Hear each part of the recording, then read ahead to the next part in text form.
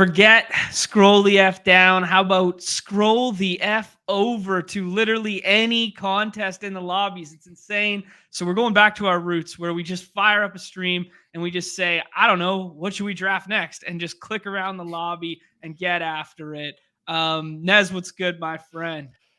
What's going on, man? Let's just address the elephant in the room. Standing desk is up today. We're up. Wow. We're standing. Wow. Dude, I had no idea you were rich. With my Amazon standing desk. Yeah, big rich guy activities over here. I'll shoot you guys the link if that's what if that's your cup of tea and maybe you're into it if you are needing a new desk. But yeah, we're standing up because that's the energy we're bringing, man. I mean, this is just nonstop. A lot of drafts, a lot of BSing. There's a lot going on in the lobbies, and like I was telling you before we went live, man, I got to get my lick back. I was sitting pretty in the baseball contest, and then Leody Taveras just ripped my goddamn heart out. So yeah, I got to get my lick back. I got to win this. I got to win some baseball money tonight, man. I like that. Are you going to the game tonight? I wanted to, but I'm not going. Yeah. We'll see. You know, if they go, like I said, if they go to the World Series, like I got to go. But this game, you know, I'm just, you know, we're gonna forego today, even though tickets were looking affordable. But yeah, I mean, a guy who can't afford to fill in the S on his chest, the paint in Texas, there probably shouldn't be spending $300 on too much laundry detergent. The game. I need to switch to something less harsh. It's probably awful for my skin and my breath. Oh, I love it, dude. The walking treadmill would go so well under that desk. Oh, it does. It does. I would do it like for the bit, but like all you would hear is like doo, doo, doo, doo, doo. Like I bet my downstairs neighbors probably hate us. Like it is loud. It is not stream friendly. I will say that much. Oh, I love it. Let's add this in here. I got the rankings pulled up. Let's start with the football just because it's the biggest contest for this evening and probably the one that I know the most about as of right now. I'm not gonna lie, it's basically the only one I've been playing thus far today. But we're gonna change that up in a heartbeat here. I've been taking Tyreek 101. What do you think about that? Oh, absolutely. That's been my 101 as well. The Eagles secondary, I mean, the story is they've been banged up all season, and that hasn't changed. In fact, they're like looking for outside help. So this to me just feels like no brainer. Tyreek Hill with the potential for the Eagles, almost said Phillies, to push the Miami Dolphins on the other side of things. That bodes really well for Tyreek Hill because he's so efficient. He runs less routes than others. So hopefully the Dolphins can find themselves on the field more, and we get a 200-yard Tyreek Hill game. Yeah, and then he breaks the record for all-time yardage by a wide receiver through 7 weeks. Dude, do you think that where do you like I don't think he wins MVP, but like do you think his odds potentially could get like you think you could end up being like top 4 for MVP? Like you think we were looking at a plus 400 Tyreek Hill MVP odds at some point? I mean, I don't think he's getting enough attention for what he's doing. I think you're right. I think you're right in the sense that he's not getting enough attention for what he's doing for that team and for that offense. I think the problem with like giving him MVP is they would always cater to Tua over him because of how Tua's stats are going to look if his stats continue to trend this way. But then you also look at that offense as a whole and you just go, hey man, they had an 8 touchdown game where none of them were Tyreek. Or they had, you know, and then the old school brass voters go, well, wide receiver can't definitively change the game to the same level. But I do think you're right where he does get some merit where he could see himself in top 6, 7, 8-ish in terms of odds, but I don't think they ever give it to him. See, that's where I'm at. Like I'm very well aware. Like I didn't like wake up. I wasn't born yesterday. I'm well aware that the MVP is a QB award. Yeah. But I mean, if he hits 1,000 yards by next week, I think his odds are gonna look. I guess you can say like very negative EV because we don't think he's ever gonna win. But I was joking with Copper Prices. He's like they're not gonna give him the MVP. Well, I feed my family off closing line value. I don't care about dollars and cents. I just want to know that I got great value. I just want to know that the Skolansky bucks of that EV that I got in my pocket, that invisible EV cash that is just layering my wallet. My family's going to eat for days off of the fact that I got plus 400, 1,400 value on Tyreek Hill MVP, even though he's Oh, I never going love to it. win. Oh, I love that so much. Tyreek's our 101. I will say overarching about the slate, like just in general, we're gonna do primarily drafts. So this is gonna be the only one that we kind of do rankings and whatever for because I kind of think it's the most important. But the Tyreek Tua combo, not impossible to obtain. I've got a couple in my bag. I think Yeah. it keeps happening. The Tyreek plus AJ Brown, I've yet to see, and the Hurts plus Tyreek, I've yet to see. So for me, it also incentivizes taking Tyreek over Hurts because it's easier to find your way to the premium stack. Does that make sense? Tyreek over Hurts for the premium stack is the take. Yeah. Yeah, So for because sure. I think it's harder to get AJ Brown plus Hurts than it is to get Tua plus Tyreek. So Yeah. I want to have more of those in my portfolio. That's kind of what I've been thinking. Right. I don't even draft these primetime slates at volume like I do baseball and other contests. But Yeah. I was able to get a Tyreek and Tua. Hmm. So I don't know exactly how if that means it's going to be super duper popular, but it definitely feels like a combination you can feel pretty damn good about. I will say, man, like I almost want like zero Saints and Jags, and that's probably the wrong way to look at it. I just think these are two pretty underrated defenses, and it's a Thursday night game. Trevor banged up. Derek Carr, like, is Derek Carr like just going to be a perpetual like underperformer? I want all of the Eagles and Dolphins almost like exclusively. I know that that's not the way shit works because you get Hmm. Michael Thomas and like okay, I'll take 6th round Michael Thomas, sure, but Yeah. man, it just really feels like the points differential and what the total points are going to be scored in this game could be upwards of like 20. Like Yeah. And the other thing that's great about both game environments is they do project to be tight, but this one with that 51.5 total, right? Like it's just like you're looking at um Jeff Wilson potentially coming back, practiced in full today for what it's worth, and yesterday. But you're potentially looking at like a player like that who's coming back, and he's going to project almost as well as like Rashid Shaheed, who's going to be the second wide receiver or third wide receiver tonight in that game environment, right? yeah, it's I mean it's a good point. Yeah, like just comparing a backup running back who projects as high as like the third wide receiver in another game, like that's kind of like, oh yeah, there are 11 and a half more points in that overall total sitting there for us to obtain. But both these ball games shaping up to be like pretty decent like matchups just in general. Like Yeah, I they should think be they could close games, like for sure. I I don't hope see a so, yeah. blowout. I don't see a blowout on either side really. Shout out to us for being way ahead of the curve with the Jamal Williams stuff and having some of those in our bag for the previous contest, and hopefully some of our viewers doing the same because of that, and being way ahead of the Jawan Johnson comparative narrative because Jawan Johnson had the Q tag, and we were like, ah, yeah, he's not playing. Like, just play Everett, play Parm, play whatever instead. The Parm one didn't obviously work out, but the Everett one certainly did if you were prioritizing that over Jawan Johnson. And then now Mhm. you got a leg up on conceivably on some Foster Moreau builds where you were planning to build it that way. So I don't know. It was just nice to see the process come to fruition Oh yeah. there. Yeah, but I expect Jeff Wilson for this slate. I expect Jamal Williams for this slate, and I expect Trevor Lawrence for this slate.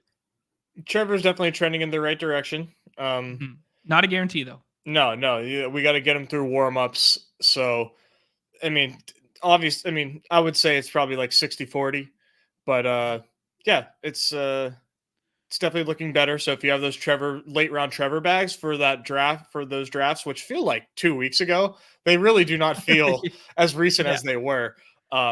That you're definitely feeling pretty good about those lineups for sure. But yeah, should be some good games. Absolutely. Couple things I want to ask you. First one I want to state actually is Devonta Smith has been sliding in rooms, and I've seen him go like kind of after this Ridley tier and falling down there. I don't particularly think that is correct. I think I'd rather have Devonta Smith on this over Kirk and over Ridley. I am in agreement with this ranking right now of Kirk over Ridley, though. That's where I'm at. I think a little bit of the Lattimore treatment. I think Kirk benefits more from Zay's absence. That's kind of my macro thoughts. But the Devontae Smith Q tag is a facade, a fugazi, a wazi, it's a woozy, it's a whatever right now, I think, because he practiced in full today. It's a hamstring. He DNP'd yesterday. I think there's some FUD around it. I think the winning team for this contest has 5th round Devontae Smith on it. That's a pretty good call. I mean, everything is trending bad for Devontae Smith right now. I mean, he had that big drop, hasn't had good games, has the Q tag. It's all bad on the surface, but when you look under the hood, I mean, he's still Devontae Smith. He's a guy that can get you there on one catch. This is a 51.5 point total. Yeah, this is an excellent spot to be buying the dip on Devontae Smith for sure, because the season has just not gone his way at all so far. Mm-hmm. Yeah, and I mean, like we're still looking at like 22% target per route run, 26% of targets, 100% of routes run. He dropped a touchdown last week. It's just the usage comparative to AJ Brown is suggesting 1A and 1B. The production is suggesting AJ Brown is this insane alpha that we've always wanted him to be. Yeah, kind of is. I mean, you can just see it. You know, sometimes your eyes will, your eyes are not lying to you.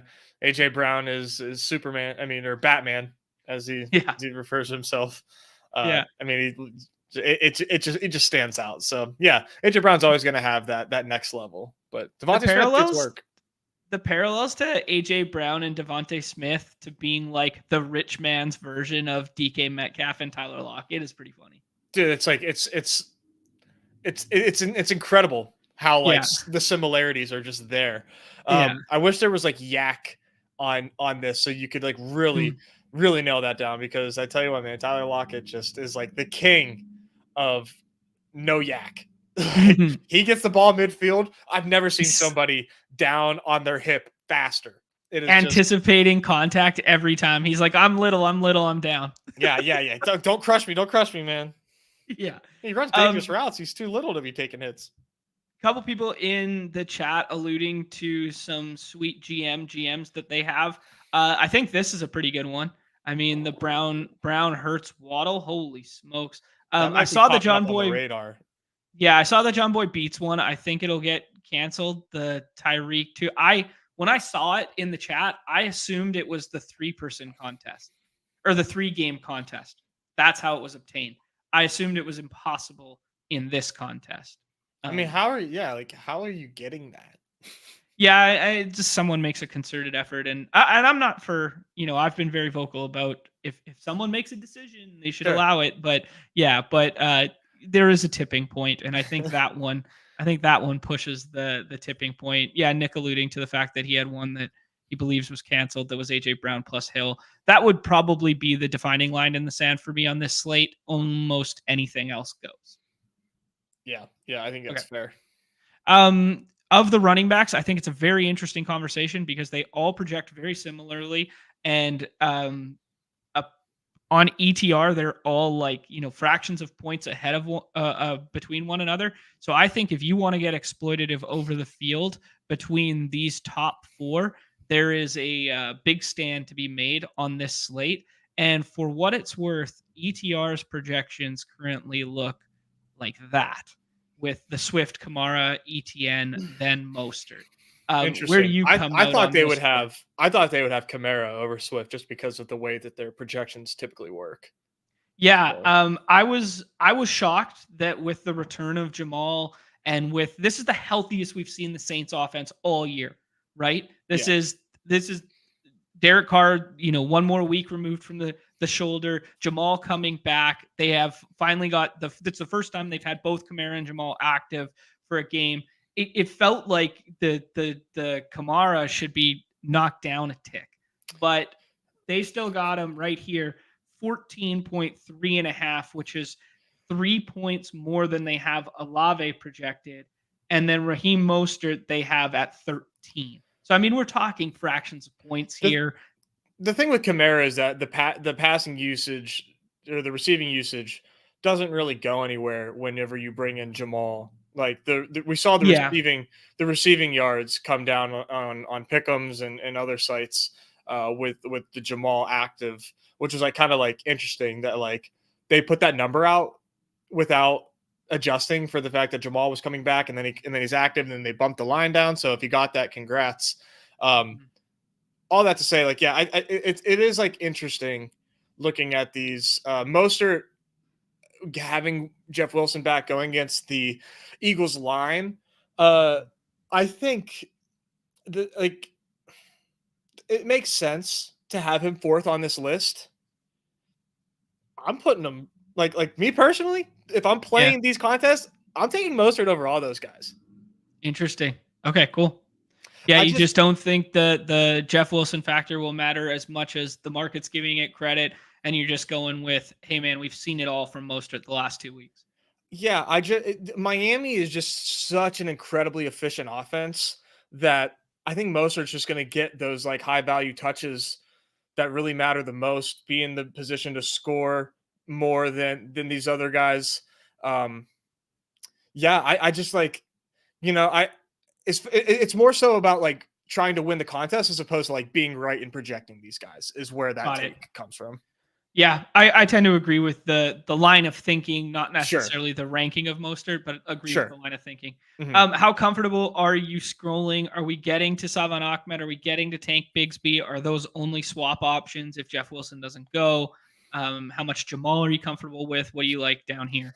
I would just pray that it's Jamal if there's no Wilson, which seems like very unlikely that he does not go. I think he is active now that he's like a full participant, but you want it to be Jamal. Don't want Kendre. Don't want Ahmed, and I guess Ahmed does kind of have a little bit of value if Wilson's out, I guess, like because it's like next man up.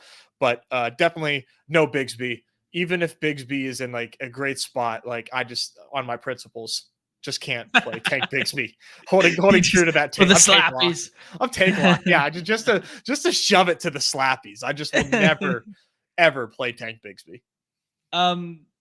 I think what's happening on this slate, unless someone double taps running back at the very front end, it is funneling everyone to 1-1-3-1 builds. And the quote unquote sharps or volume drafters are prioritizing the skill position over quarterback because they think quarterback is slightly deep enough. I think Hurts could definitely separate on his own. And that's kind of like the scariest player that could separate on his own. But outside of that, I'm kind of just playing whack-a-mole with what stacks, but I think that's kind of what the field is doing too.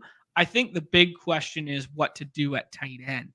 Do you prioritize tight end over your third flex player or your only flex player, your fourth drafted player? Do you prioritize Goddard and Ingram over like Ridley, Kirk, Michael Thomas, Shaheed, like that tier, because the drop off at tight end appears so steep?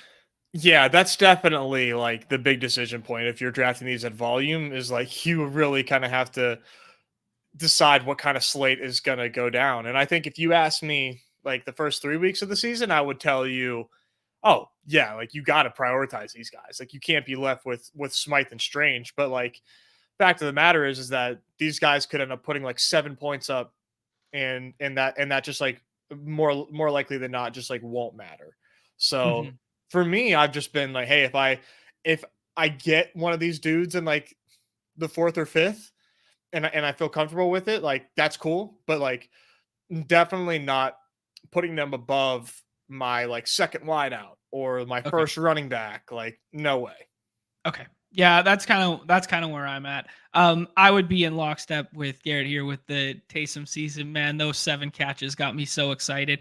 It is the perfect slate for Taysom to be at tight end on this, and I would have 90% exposure, and I'd be all warm and fuzzy inside. But I will say that I've done Taysom once because I'm a slappy and I'm an idiot. Not financial advice. Don't follow me to the well here. But I've done him once as a one-off where I built every other player in the other game environment, and then I'm just hoping for like the touchdown from him, and like the 12 points is what you need over Lawrence and Derek Carr, basically. Is like the only way in which I would I use him. like that. The I the like that pro because okay, go ahead, go ahead.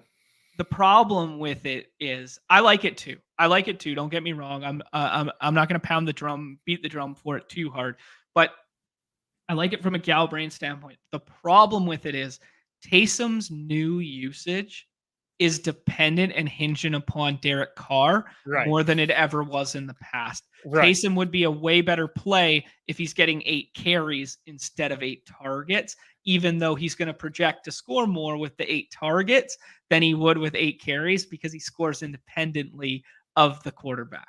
That's all I'll say. Yeah, that's definitely true. But just like the way that you're thinking about it, though, I just think is really sharp because it's like obviously, like you can't count on like Taysom to outscore Tua and Hurts, but at that Mhm. point, that's who you're not up against. Like it's going to be hard enough to outscore those guys anyways. You're just trying to outscore the teams that have the combinations that are built with Carr and Lawrence Yeah. with Taysom. So that's what I think is like a really, really sharp way of thinking about it. Not that like it's going to be profitable to take Taysom Mhm. Hill, but I think that is how you have to think about these. Thinking about lineups and not players is really like what it comes down to.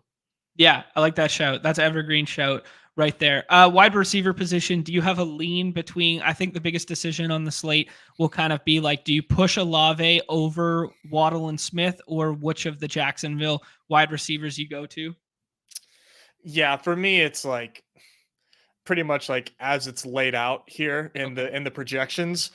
I Okay. would probably put Olave over Smith because I am like a little spooked about the usage and how it's looking and like in a game environment like this, Mm, it does seem like to win a game it's AJ Brown time, and I don't know, maybe they try to take away AJ Brown and then they go to Devontae Smith because it's like just like the second read, but for me, it's like this is very much like AJ Brown's offense with Jalen Hurts. So okay. I'm putting Olave over Smith, but Okay. this is like, I mean, this is a very loaded wide receiver room, right? I mean, like Very it much so. For a 2-game slate, it's incredible.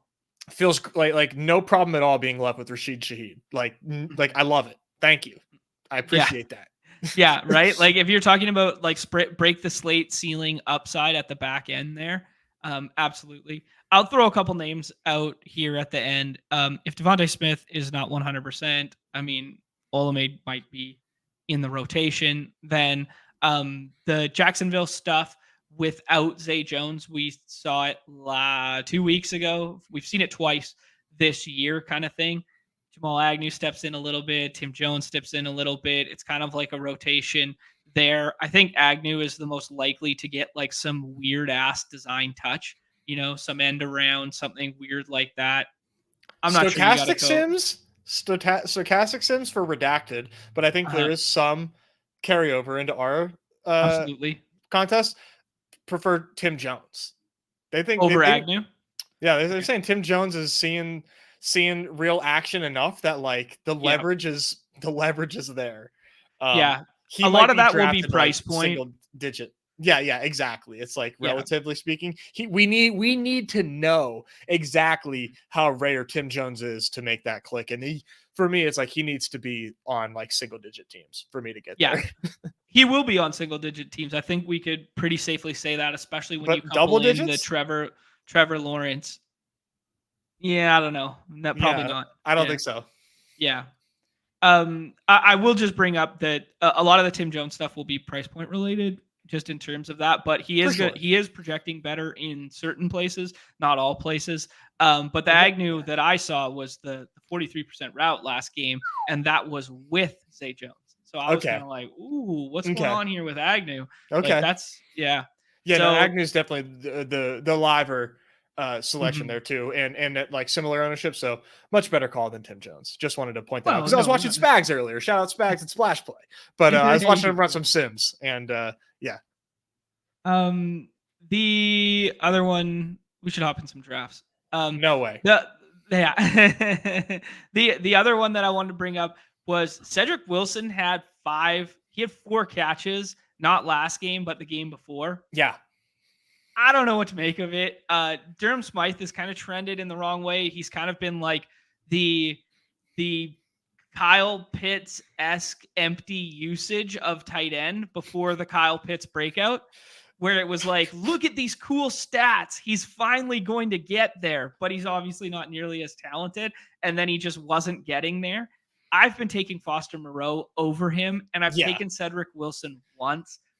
It's a freaking gross click. But if I'm going to bet on an offense to have an auxiliary piece, I think Claypool's inactive again. I just think that's like where I'm at. I think Chosen Anderson's inactive.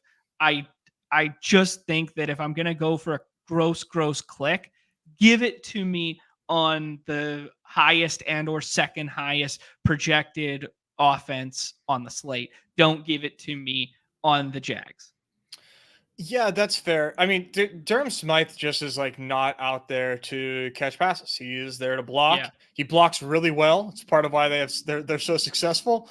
Mhm. He's just never going to be the pass catcher. Chosen played last week, ran 16% of routes. I watched a Baldy breakdown, and Chosen was out there blocking. So he's doing things that they want him to do. Okay. I mean, you don't have to get there, but I'm just saying, man, don't be so sure Chosen is sitting out today. He's earned some reps. Okay. River Craycraft's going to be out again, and I think Braxton Berrios is like the 1-for-1, and I think that's kind of like the comfiest click. But even that doesn't feel like comfy because the ceiling associated with a guy with like he has a 9 ADOT apparently in the sample that feels really generous. I think his ADOT is way closer to like 5.4, something like that. I would be taking for that. Yeah, right. I kind of feel similarly. I'd be taking my shots on some guys that have a little more slate breaking upside. Maybe Chosen's that guy, but it is thin. Let's go ahead, jump in here. This screen, I haven't seen this. This is where we draft. Nothing but drafts 27 minutes in. We gotta earn it. You gotta milk them a little bit, you know. You gotta hear us talk. Nothing but drafts from here on out. All right. I'm gonna enter a baseball one while you do this. We got a badged up endeavor here.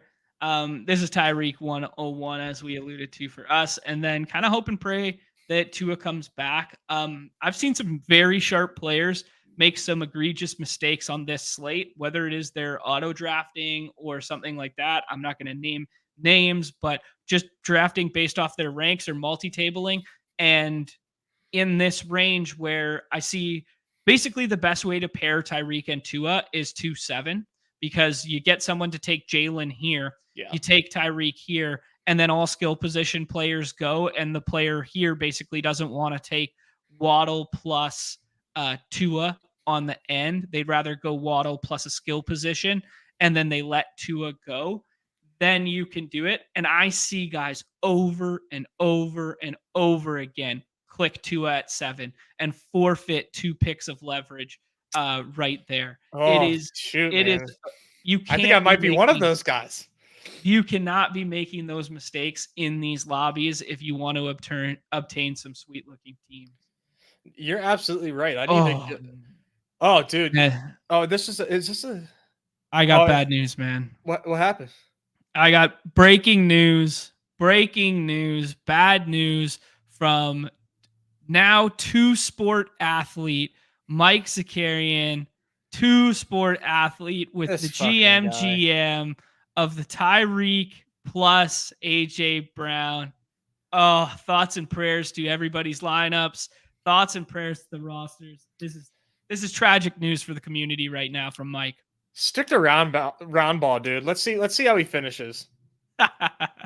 Unbelievable. Unbelievable, man. Levi asking about the double tight end. I think double tight end will be very, very unique. Yeah, for sure. I will say, double tight end is probably better this week than ever, despite the fact that wide receiver is deep. And the reason being is you can effectively kill 3 teams by going double tight end. Maybe you have a very high possibility. You're definitely killing 1 team. Yep. Probably killing 2. You might be killing 3. If you want to eliminate 75% of the field, double tight end every draft. Yeah, Back to our roots you're of not playing wrong. defense. We have a very, very fun start as anticipated, Come as on. we alluded to, as I projected. The board goes exactly as we see fit. Tua is going to be one of these picks for me, guaranteed. Nez, sell me this pen on Alvin Kamara versus Raheem Mostert versus Devontae Smith. Ooh, okay. Raheem Mostert is just like very efficient. Jeff Wilson banged up. Wasn't sure if he's going to play all season. It's going to be 75-25 Raheem Mostert. Kamara's going to get a lot of passing usage, but if they're at the goal line, it's Jamal's game. No, thank you. Devontae Smith, you don't have the stack. You got to just go the onslaught, baby. Onslaught it up. There he is. Onslaught it up. Miami rolls. Hey, they don't call me Miami Nez for nothing, baby. Yeah, Miami Nez going for a Miami onslaught. Who would have thought? Where do you get your ideas? Dolphin Fanatic 27. That's me. Oh man, that's good. Yeah, this is we are the BadgeBros now. This is the BadgeBros channel. That's funny. After that beautiful GM there. Wow, a little bit of lukewarm breaking news is Deshaun Watson was limited in practice. So yeah, I think we were ahead of the curve with the being ahead of the Browns stuff. I'm not sure if people have looked at the projection models, but Jerome Ford is loved by every model around, and your boys were all over it on yesterday's show. I'm not gonna lie. He's on all my dog bowls, whether they're auto drafted or actually drafted by me. I'm all over Jerome Ford in the dog bowl qualifiers. Oh man, that would have been a really fun comeback to us there if Goddard made it back. What do you think here? I think Michael Thomas is like a tier above, but he doesn't have the same ceiling as Rashid Shaheed. I think Michael Thomas is one of these clicks. Michael Thomas is going to find the end zone, and then one of these days, and then he's going to end up looking like fantastic. What do you think with the next one here? I think it's got to be Smythe or Foster Moreau. You want to take a tight end right now? I don't know. What else is the better option? Shaheed. And just go double. I just like catchers. I just like raw points, from looking at it from that lens. All right. I think this is the most spread out the New Orleans offense will be like thus far this year. And that kind of scares me about that. I have been opting in the 5th year foregoing that angle and being like, I don't want to have 3 New Orleans players on this roster. So I was taking Foster Moreau and then taking like a scroll the F with the last pick. That's fair. But I don't know.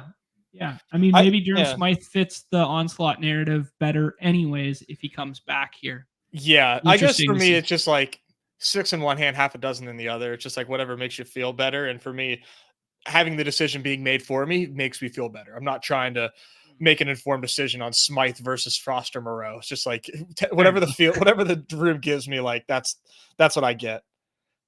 That's fair. It'll be interesting to see here what Steven's done with this team. I like this roster a lot, but I think it's kind of what everybody's been gravitating towards when you can't stack the GM up. It's kind of like load up on these 4 skill position players and then skinny stack your Derek Carr plus he takes Durham Smythe. You should have taken Foster Moreau.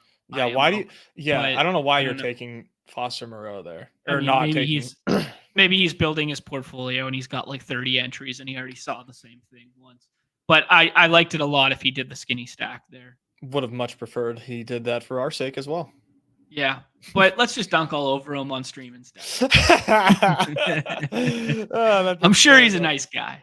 I got a question for you. Would you ever consider Jimmy Graham over Foster Moreau or Strange here? Is it too much to have 3 New Orleans pass catchers and we got 3 Miami here? Is that too condensed? Should we get weird with it and like add like Croft or Strange? Oh God, dude. I guess it probably like doesn't matter. You know, like Okay. I guess like Okay. yeah, I think I'm if we're so looking for raw agnostic. points, I think if we're looking for raw points and we're like the difference in this situation is like does this lineup have a 0 or that like 1.6 points that is Yeah, required for it to boost up to 33rd place? Um I think it's Foster Moreau. agreed. Agreed Okay. for sure.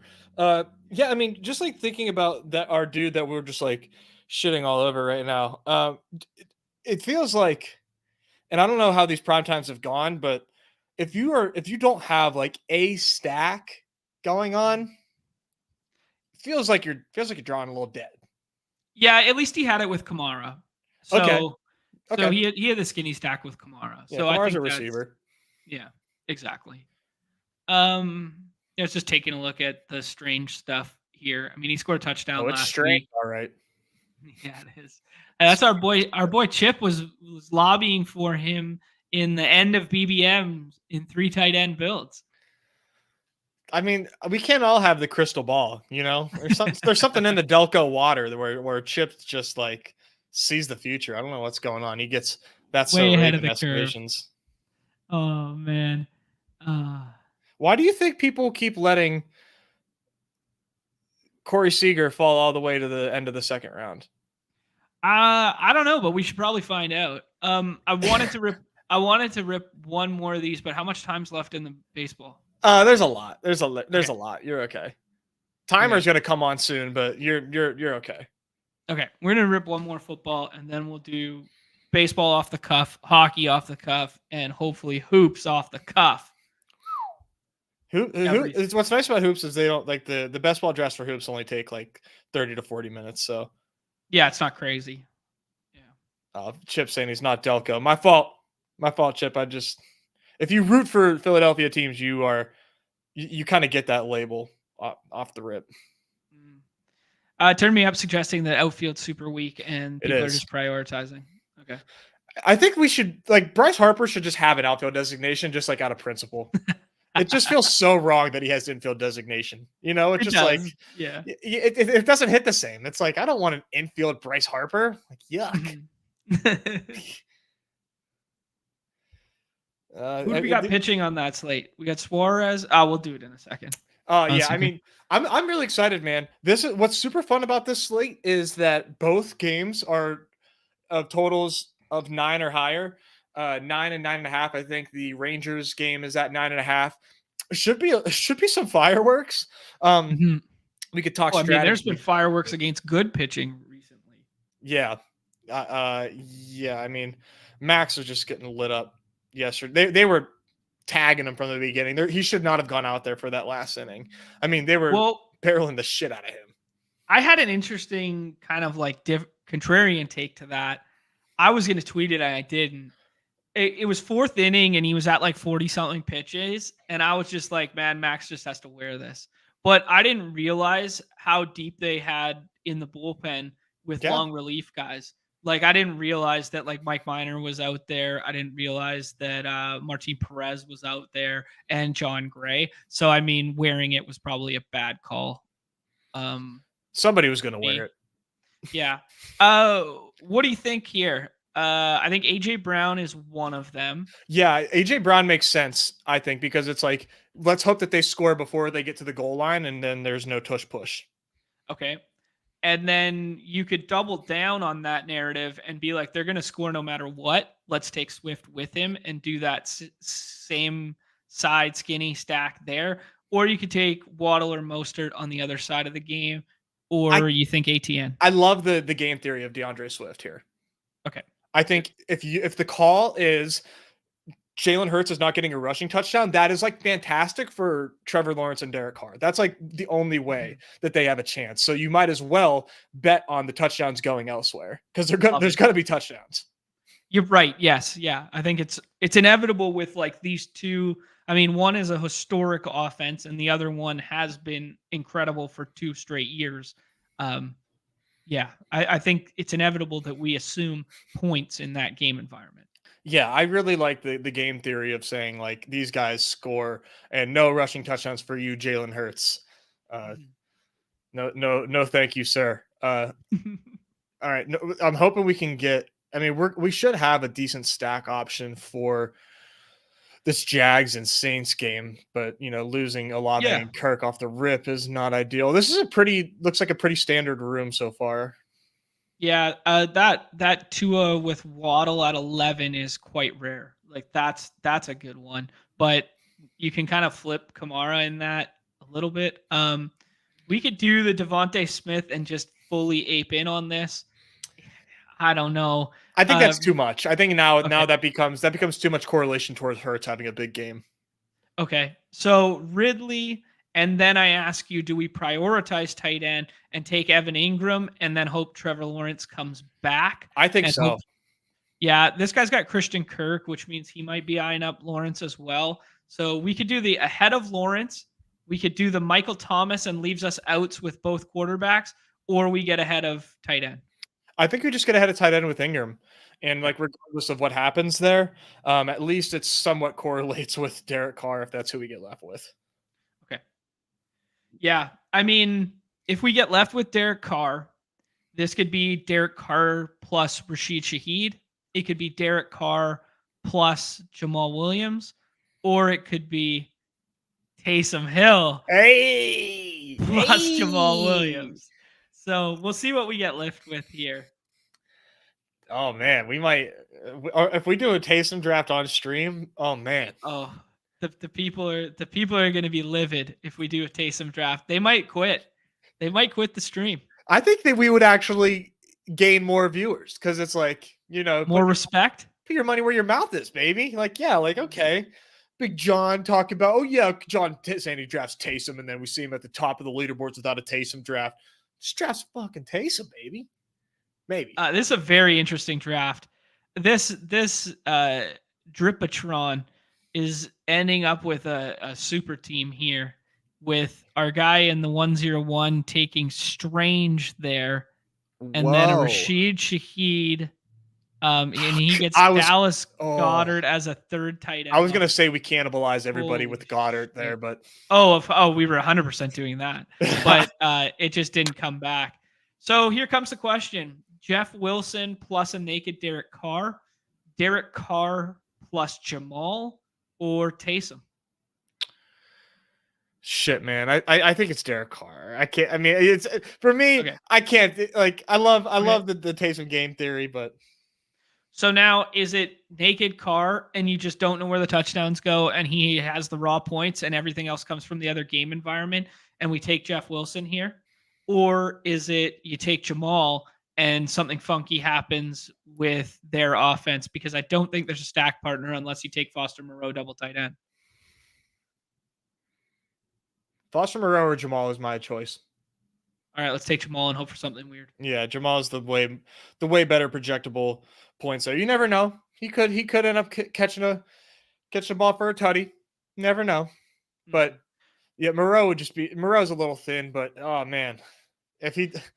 I'm quite envious of this team that Dripatron just made.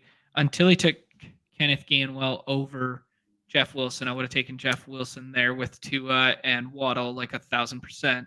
Yeah. But that team is big, nice. Mm-hmm. That turned out nice. Yeah, our Mr. 101 there is I'm scratching my head. Yeah, I'd be really curious. Oh, I guess we're not going to be able to see it. I'll look it up on my phone. You can pop out if you pop out the draft board. Oh, and then give it a refresh once he picks. I mean, how do you not take Dallas Goedert when you have Jalen Hurts? Yeah, and you have no one else from that game environment. That's interesting. Neumy, check the IPs of those guys. He went double tight end with Foster Moreau on the last pick. Huh. I guess that kind of justifies. I don't know. He's got Goddard. If you think you've got the crystal ball and you know which tight ends are scoring and it's not Dallas Goedert, like he's got 3 New Orleans Saints and only one of them is good. I mean, like, no, it's okay. I don't know. Strange. It's just one of those rooms that you hope to be in and benefit from. And we were pretty damn close if that Dallas Goedert falls to us to benefiting in a big way. But we still turned out all right with a decent team there. AJ Brown, DeAndre Swift, Calvin Ridley, Evan Ingram, Derek Carr, Jamal Williams. It's all right. You didn't get left with Brandon Strange. Yeah, that's fair. He took that from us. Man, this is just it's a beautiful thing to see right now that we got Dog Bowl and BR pacing to fill despite having all this other stuff on here. Like this onside kick one. We got multiple puck contests. We got 3 puck contests today. One, the $5 one's already filled. And then we got a 12-man draft one, and we got which is a single entry, by the way. And then we got a 6-person $25 one, which I think is double entry. Yeah, double entry.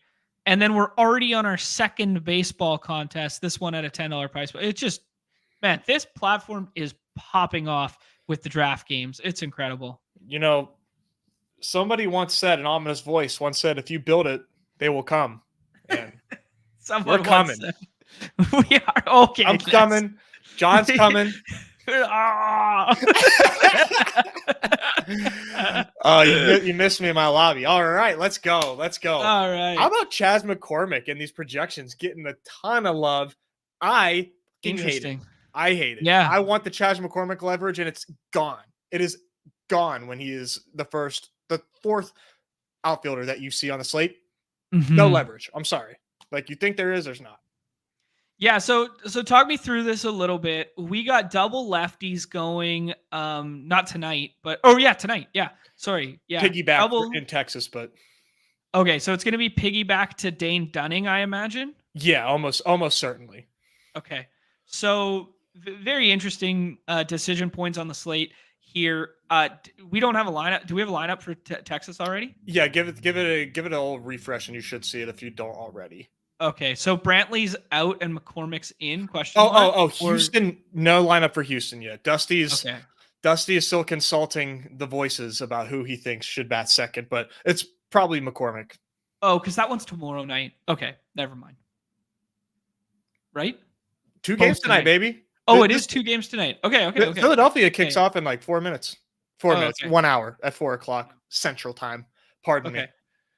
So Harper goes first here. Who have you been gravitating to? Jordan or Seager? Yeah. Yeah. I think Jordan kills anyone. And yeah, it just playoff Jordan is insane. And he had 2 tanks 2 nights ago. Then he has one where he's robbed at the wall last night. Then he has a professional at bat in what was probably their biggest spot of the game to push the game to a 3-run lead. There where he hits what should have been a double, he freaking tags a ball at 1,000,000 miles an hour off the wall. Yeah, and he hit it so hard that it was a single. Mm-hmm. He is the best. Yeah, could he use a double? He is the best professional hitter in all of baseball, period. Yeah. I like Seager's. You hate to say it. Seager's results were looking we're better on paper, but I mean, dude, who's more feared? Jordan or Seager to an opposing pitcher? They're going to tell you without hesitation before you can even say the second batter. They're going to say Jordan is more intimidating. I actually should have been playing these this morning. So Seager is getting a ton of recency bias because he went over last night. Mm-hmm. He sucks. Yeah, can't take him. Yeah, he's dust. So who are we going to take instead? I mean, dude, he might Chris might pass him up, but go ahead and take him. Yeah, we're going to go ahead and take Corey Seager. Corey Seager's mispriced on this slate here.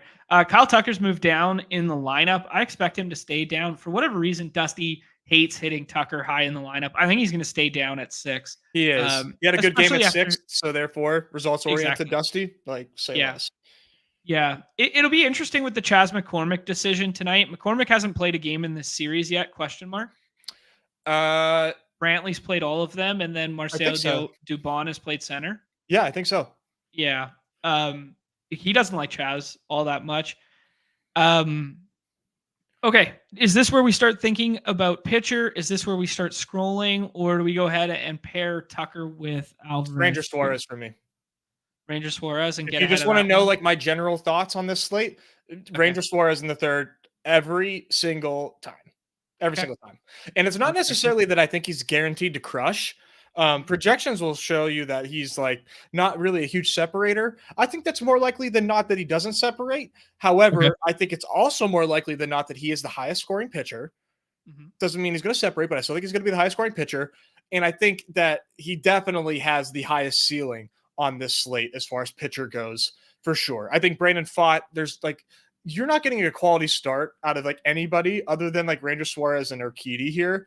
And Urquidy, I think, is potentially food. Like, I'm not thinking that the Rangers are going down like they did against Javier. Javier seemingly found his groove got his groove back again. Mhm. Looks really good, but Urquidy does not move me. Nobody might have a quality start tonight, but I think if anybody does, Suarez has the best option, has the best chance. Okay. Yeah. I'm looking at Stochastic right now, and they have fought Suarez and Heaney all projected within 0.3 points of one another. So they have Yeah, nobody separating, which is, I don't know, it's interesting. I'm looking at Bregman. I'm looking at Simeon here, or Adolis. What do you think? Simeon or Adolis, man. All right, I think outfield scarcity does matter a little bit, so I'm going to prioritize Adolis here. I think especially when Chris already has 3 infielders there, that would have been a mistake by us. Oof. I do think what we saw from the previous contest, that a lot of these like premium hitters all tethered together is going to be super chalky. I'm going to use Jordan as a one-off in this lineup and not go ahead and click some of these guys at the top here. And I'm going to get weird with the Philadelphia side, and I'm going to scroll the F down to like an Alec Boehm plus Bryson Stott, or like a Bryson Stott plus JT Realmuto, and build myself a 2-2-1-2. I like where your head's at there. One of my favorite things to do in this right now is pairing the 6, 7, 8 hitters for Philly, which is Real Muto, Castellanos, and Brandon Marsh. I think Yeah. that's a pretty nice stack. Going to be not paired enough in this, and like those guys are all like clicking very well. Playoff Real Muto is just like a different beast. I mean, when it comes to the postseason, like some guys just step up, man. You got to do a little IKB when it comes to this Yeah. stuff. And man, Real Muto is just this is his domain. Yeah, I like where your head's at there. I'm trying to think. Did he already go, or is he just? Oh yeah, he went at 7 there. So I'm gonna Evan go ahead and Carter's take. maybe. I'm Just gonna throwing take it. Bryson Stott on this one. Okay, yeah. I like it Go better with to the plan. build a 1-2-1 and use Jordan as a one-off than use Alec Boehm as a one-off and whatever. You know what I mean? Yeah. No. I'm with you on there. Mhm. Those two are due to hit at the same time. They haven't yet. I don't Yeah, know. The lights might be a little bright for Alec Boehm.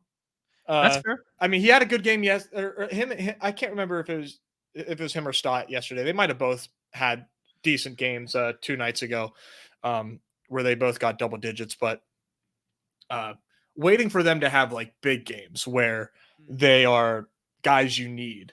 Because anybody in this Philadelphia lineup can do that. I think outside of Johan, who now that I say that, watch him go off tonight, but they look they look like brothers. I like that. Um, Yeah, like Bohm does look like he's been hitting the ball hard. Like I've been watching these games, and I actually haven't been playing a ton. I only played 18 lineups for the previous contest. There, I had it. Oh, I should have had a really nice night last night. Ended I up, know. tripling my money or something like that. But at one point in time, I had 3 lineups inside like the top 11, and it was kind of like I had every Josh Young pairing, Josh Young pairing out, and just couldn't get it home there, which was unfortunate. And then the Kyle Tucker Jordan stuff bumped me down a bit, but 3 inside the top 20 last night, which felt nice. But I should have been back in here again today because I kind of like a little something different than you like today. I like me some lefty killers, some right-handed sticks for Arizona, the get right spot. Is Bryce Harper your 101 tonight? No, it's Jordan, but Harper goes 101. So if you want to play how everybody else is playing, then you take Harper. But Well, Nez, nobody is ever going to mistake me for playing the way somebody else wants me to play. you I was shouldn't. lobbying for a Taysom Hill pick last draft, so we're going to go ahead and take Jordan here. Stochastic, for what it's worth, obviously doesn't have positional scarcity baked into it. They have Corey Seager as their highest projected hitter, then So Jose does Cardi Altuve. Cardi has it as well. for Seager. Seager, yeah. Yeah, very interesting. Jose Urquidy had a nice start last time out. I know. I know. Yeah. I'm worried about it. But no, I will say, man, like if I don't take Ranger Suarez, which is like 30% of the time I don't take him, Mm-hmm. there are multiple Diamondbacks on those teams for sure. Like Okay. Pham, Moreno, Marte, Walker, Gurriel. Give me all sorts of combinations of those guys on my non-Ranger Suarez teams. Not a bad start to do that here with them. Well, actually, maybe. I'm gonna do something crazy. Let's see how crazy you can get, man. I'm sorry if I give up the GM to Brad and Brad wins this contest, because we are going to scroll the F down here. I am going to go to who I think guaranteed lock. Don't fire me, underdog. Guaranteed lock of the century tonight. One of the hottest hitters on planet Earth, period, since the middle of August. Gabriel Moreno going back home, hits an absolute tank to the deepest part of the ballpark in left center field there off of left-handed Ranger Suarez. Tank job. He's been so hot, man. So hot. Shout out to the Blue Jays for that one. Yeah. Sorry, Chris Baseball. Yeah, no, he's it's hard to say no to that. Yeah, my problem in these drafts, man, is like I have an infinite amount of Jordan and Seager paired together. Like Yeah. you can't make me do anything different. I'm sorry. Okay. I will ask contrarian question here. Is there any leverage in playing Dane Dunning tonight instead of Andrew Heaney? I don't like it. I don't like it. No, I think if we don't think, yeah. Sorry. If we don't think that any of these guys are quality start worthy and going to go deep in these ball games, what's to say Dane Dunning comes out of the pen and goes, but maybe you don't even need 6. Maybe you just need 4 with the strikeout rate of Dane Dunning comparative to the other guys. No, it's a good question to ask yourself, right? Like based on the way that we're talking about these positions, like Dane Dunning could find himself with a W, right. None of these guys might. I mean, not that he's the most likely guy to have the W, but he's certainly live for it, along with 4 innings potentially if he comes in and really puts out the fire.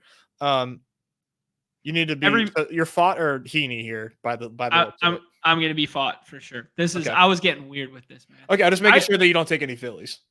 I low-key believe in Brandon Fought and his strikeout rate, and I think he has a K floor. I think it's probably the scariest matchup on the slate, just given the propensity in which the depth of that lineup and their home run hitting prowess over the last 2.5 weeks. But Brandon Fought can strike some dudes out, and they need someone to steal a game right now. And he looked pretty good his last time out pitching that first game of the wild card series. So yeah, they were facing some like no good team though. Who was it? Is it not the LA Dodgers or something? Yeah, they were facing the dustiest lineup available. Yeah, right. I don't know. If he can do it against the Dodgers, why can't he do it against the Phils, right? So I think knowing this is the thesis here, people. I am playing low volume on this slate. I did not play the previous contest. I know I'm only going to do 4 to 5 entries. I'm probably going to rattle one more off of these on the stream here. I was going to go straight to puck, but I really want to get one more in, and I think that's the only time I'll be able to. Yeah. I am going to do something wacky like this and do some path to first, where it's like if someone's pairing Arizona, they are almost certainly going to be adding in Corbin Carroll. and they are almost certainly going to be doing it with some smart build where they take Ranger Suarez at the top, right? I'm thinking through path to first, low entries. Give me Arizona. Give me no Corbin Carroll in this, but still give me exposure to two best hitters on the slate in Jordan and Seager. Well, hopefully those drafters are not doing Ranger with Corbin Carroll because that would be negatively Oh, good correlated. point. Yeah, that was But dumb. it is something. No, I just had but to. or like Urquidy because he's highest ranked. That's the thing. Yeah. Urquidy is almost certainly paired most often with those D backs. Heaney's going to be really, really low drafted because there's only 3 drafts. So Urquidy and any Diamondback is going to be like 75%. So doing Fought, I think, is a really good way to get unique there. But the one thing that I did like that you mentioned was people just like gravitating toward Corbin Carroll, which like I agree with. I don't know how much the field is prioritizing like platoon matchups because for me, man, it is like obviously we love Corbin Carroll, right? But like, I want it's just that those righties just are so good versus lefties that like, I want the righties over Corbin Carroll. But I'm like, does everybody think like that? So now I'm like Al braining horseshoe theory all the way back to like, okay, I need Corbin Carroll on my D-back teams. It's tough, man. It's tough. I can't tell if he's leverage or if he's like, or if he's or if he's like overowned. I have no idea. That's actually a really good point. And it is hard. It's even harder to tell without ADP. Exactly. It's impossible. So it's like, in my opinion, I think he is. I think I'm overthinking it. I think everybody is thinking what I'm thinking. Okay. I don't think he's being drafted enough. Interesting. So maybe there is leverage in Carroll there. He's batting second, stolen base potential. Like they could get to like his teammates could help get Ranger out of the game, bring in a righty, little Corbin Carroll action. I'm nervous, man. I'm nervous about the fade. I have not been paying enough attention to the chat. I'm sorry, guys. I have been caught up in my own thoughts here. Chip's got it. Chip's just like Chip's keeping everybody entertained in the comments. Let's do something weird. Hell yeah. I like what you alluded to with the scroll the F down of the Phillies side. Yeah. I'm gonna take Seager here and make sure. I think there's a big propensity today that if you are punting a position, you're going to punt infield because of the depth available, or because of the scarcity at the premium outfielder positions. So my mindset is, how do we get weird with this? We're going to go ahead. We're going to take Real Muto, do that Marsh Real Muto scroll down that you were alluding to, where the outfield comes from scrolling down. Yeah. Yeah, I'm with you there. I think people think that there's a lot of scarcity, but like Evan Carter is just like hiding under there. Like, hey guys, I walk a ton and I can steal bases, and I'm also surrounded by the beefiest baseball boys around. Like, that's a good shout. Yeah, that's a good shout. I like that. Yeah, and he's hitting third again today. He sat versus the lefty and then came back to hit third here. I think Bochy overthought that one, but I mean, when you've got Grossman who does hit lefties pretty well and Garver, God, man, I have a pretty strong fade on Garver too. I always do. That scares me. That scares me. I play these like a chalk donkey, by the way. Like, well, he's a one swing guy. That's what scares you. Is like he's Jake Berger, right? Like he's the kind of guy who just he's going 0, 0, 0, and then all of a sudden he goes 21. Exactly, right? Yeah. Like it's a scary fade. But he is one of my like biggest fades right now. There you go. Go ahead, take Ranger Suarez, get ahead of that. There you go. Join the party. We're doing your thing here. That might have been bad, actually. Maybe I should have waited because I want to take Castellanos with Rio Muto. He goes ahead and takes that, but we get lucky and don't have to overthink it there. I think this is going to be Evan Carter, and then I think if anyone builds this team right now, I'm going Galbrain on this. I think if anyone builds this team, how do you make it? How do you differentiate it, right? Well, it's a one-off from a different game environment, right? It is a one-off who's negatively correlated with the pitcher, where it's like one swing. Yeah, and also like because we don't think pitchers are going deep, and I'm not Mm, doing this a lot. We should yes. probably be like negatively correlating a lot more than we are. I'm only doing it with one hitter, and it's usually not on purpose. And I'm usually like left without a paddle because I took three uh, batters from different teams, and so I kind of like Mhm. have to make that concession. But I mean, it definitely has way more viability than it has on any other slate. When we think that pitchers are not going deep, it's like who fucking cares? Right. I will tell I you care who too the much. I'll tell you who the ultimate lefty killer is in the ultimate scroll the F down situation. I know who you're gonna say. I already know, and that's why you're not Emmanuel taking an infielder. Rivera. Yep, I knew it. That's why you're not taking an infielder right here. Can we build um, an entire? I might do. I don't know that I'm max yet. Can you build an entire plane out of scroll the F down on this slate? Do you think that that is 100%. like, yeah, Yeah. like who was the ultimate like fuck all team? Like Emmanuel Rivera, Yeah. um, and then like Gabriel Brandon Flott, Moreno yeah, Moreno. So we're not taking Phillies here, and then you do like Leote, and Young as a pairing because yeah, they're and then you correlated. need like and then you do like Gurriel as like your second outfielder. Oh my God, we're drafting another one, aren't we? We have to build the plane out of this. Okay. All right, fine. I'm actually going to take Moreno on this one, and Ooh, okay. we're going to take Rivera on the next one. But I think this is like fake sharp, kind of smart when you're building a portfolio. If you're building a portfolio and you know you're not playing volume on this slate, you Yeah, have to do something that Brad isn't going to do. Like just straight yeah, up. I have to do something that Nez isn't going to do. Well, what's Nez not going to do? He loves to take Ranger Suarez. He loves to take Seager, but he's not going to take 6th round Moreno against that. And he's not necessarily going to pair it with a 6-7 hitter and Evan Carter instead of a Dolis, right? Because he's trying to build these GMs.